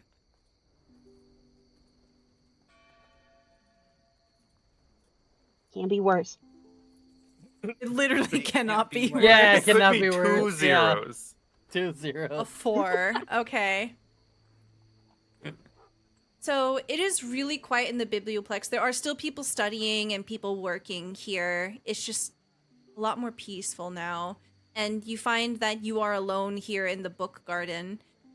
There isn't a Witherbloom pledge mage here to tend to it, so the shrubs seem mostly dormant, and as you reach out and talk to them, they lean against your hand, but you feel like it's more of just a reaction rather than actual willingness. There's a language barrier here. Maybe you just need to get to know them a little more.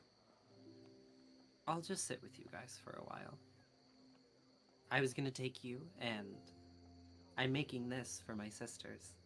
You're gonna meet them too. But I want to tell them all about my trip to school. I don't need as much sleep as the rest of them, so get comfy, girls. I'm gonna be here a while. You see them gently waving, their petals stretching and their leaves rustling. Not quite sure what they're saying, but you can tell they're enjoying your company nonetheless. Coral, you have drawn Never anything good. a Warm Urayli hug card. Oh. Reflection, Ooh, that's cool. introspection. You The get to have hair. a flashback. Yeah, I know. It's the same hair. It's so We have a flashback. What emotions do you think primarily Coral felt today? Excited. And curious. Before And Strixhaven, belonging. when was the last time you felt one of these three emotions most powerfully? Paint a picture. You get total creative liberty. Tell us a little bit more about Coral. I'm thinking one of the times she felt this the most was when she was younger, and the first time her uncle Astor took her, not adventuring, but exploring, out of the area. You know, she's a Triton that they were living, I guess, closer to the coast, and you know, probably further away from the water than she's ever been before.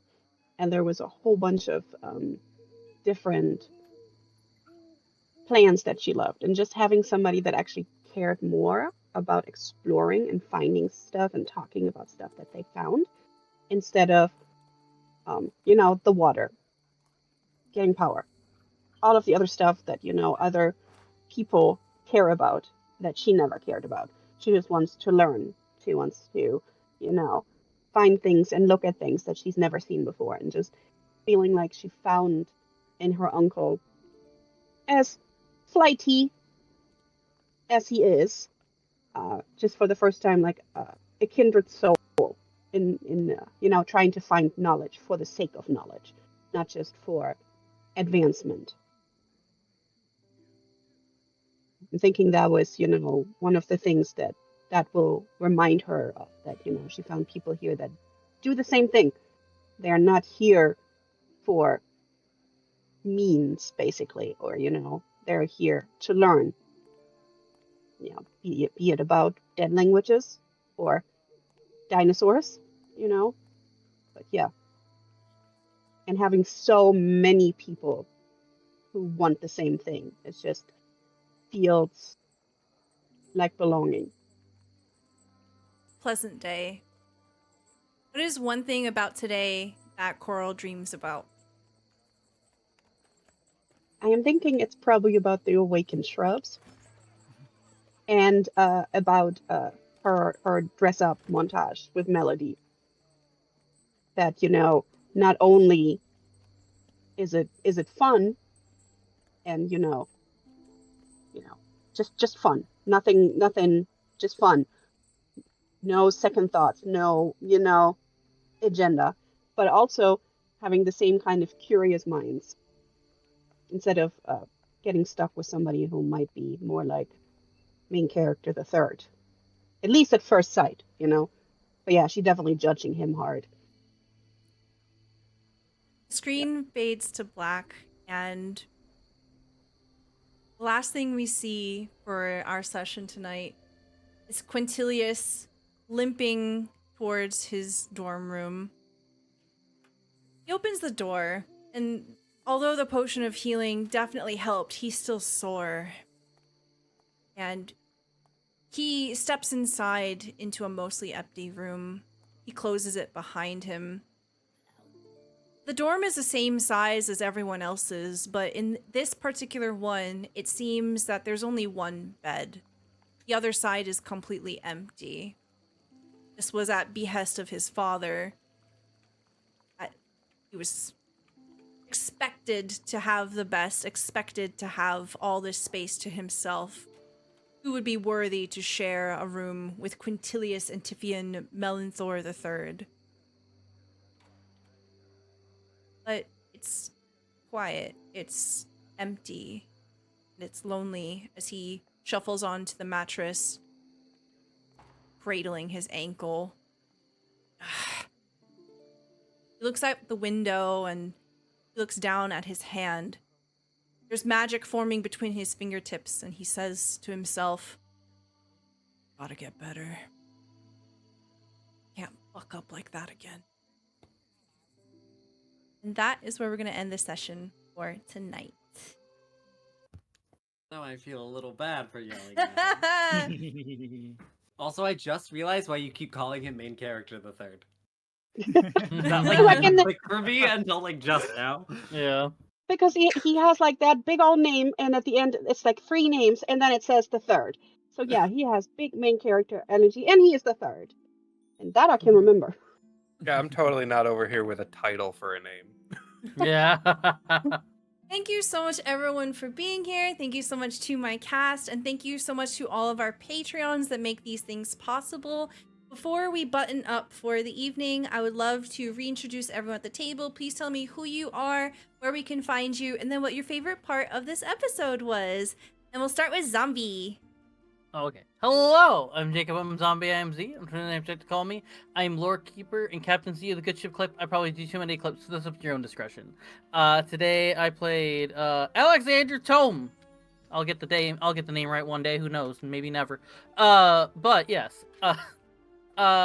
Favorite part of today, without question, has to be V's shenanigans trying to get the mega holding around the chest and hitting a 19 and just missing it, and he got his bag stuck to the chest. Watching just it blow up in his face was fantastic. It was my favorite part of the day. Didn't deserve it. you can find me on Twitter at ZombieFighter89. If you go there, you'll find a pinned tweet with all of my stuff on a Google Doc sheet of all the edits and stuff I've done.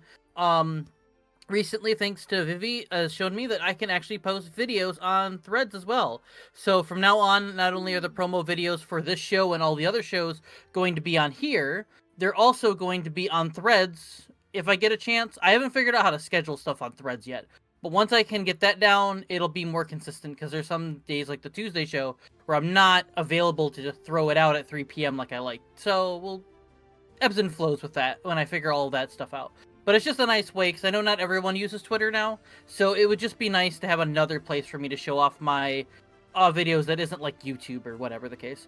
But yeah, speaking of the other games, if you join us next Wednesday, you'll find me here as Finn Carlson, Ranger Researcher, looking at all the stuff, and we're on our way to Saltmarsh finally. I can finally get this magical weapon I've been waiting to get. Hopefully they haven't gotten rid of it, because I've been gone for months. And if you joined us yesterday, then you know about Leon Breeze, but you'll see him again very soon, yeah. And yeah, that's what I play. So I'm very lucky that Cell lets me be in all of the Patreon games. And it's great, and it's a good time, and I hope you guys join for more games. Thank you for helping me pay my groceries. I appreciate you. Moving on, we've got Willow. Howdy, I'm Willow. You can find me on Twitter at Ariadne's Weave. Nothing too much right now, but in the medium far future, you can see me plugging a TTRPG I'm helping design, Ripper X Reaper, since when did my class trip become a killing game? My favorite part of today, I think, was everybody meeting Quintilius, and just like generally the scavenger hunt. I really liked how everybody came together to like solve these things, and like all of our characters' strengths really like coming out as we came to different things. Yeah. Excellent. Thank you very much. Pop on over to V. Hello, I'm Vertigo or V. I am a variety game streamer over on Twitch. Come check it out if you ever want to see some games maybe you haven't seen before. As far as my favorite part, it's a little too hard for me, so there's 3 parts that I just like to highlight as really enjoying. I really liked how so far I'm getting a magic item a session. I really enjoyed. I just love snobs. They're so fun to interact with. So I enjoyed Quintilius and getting that moment with him. And then I also really enjoyed how much improv Stella had to do in the tavern. God. I will be honest, I didn't plan on ending the session in the tavern, but I was like, we need to have like a cool, like, it needs to be wrapped up in a nice little bow of having a good night, you know? I didn't want to be like, all right, that's where the session ends. You finish the fight. That's it. And I was like, all right, it'd be nice to have dinner together and then get to know, and I get to info dump random stuff at you. And I was like, fuck, stop asking me questions. What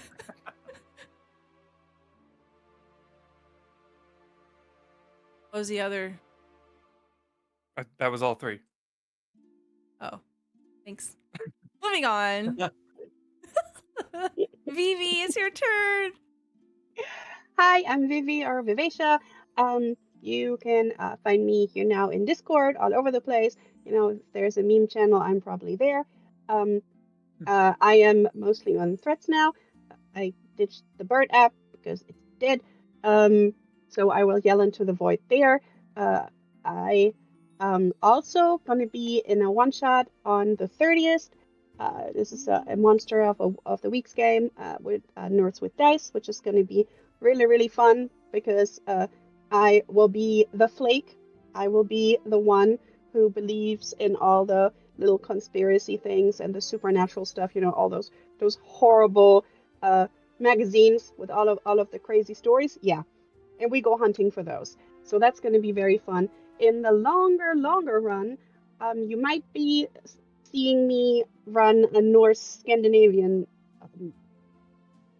inspired game that is on Kickstarter soon in the new year. But yeah, we'll get there. But you know, it might have to do with some badass diverse Valkyries. We'll see about that.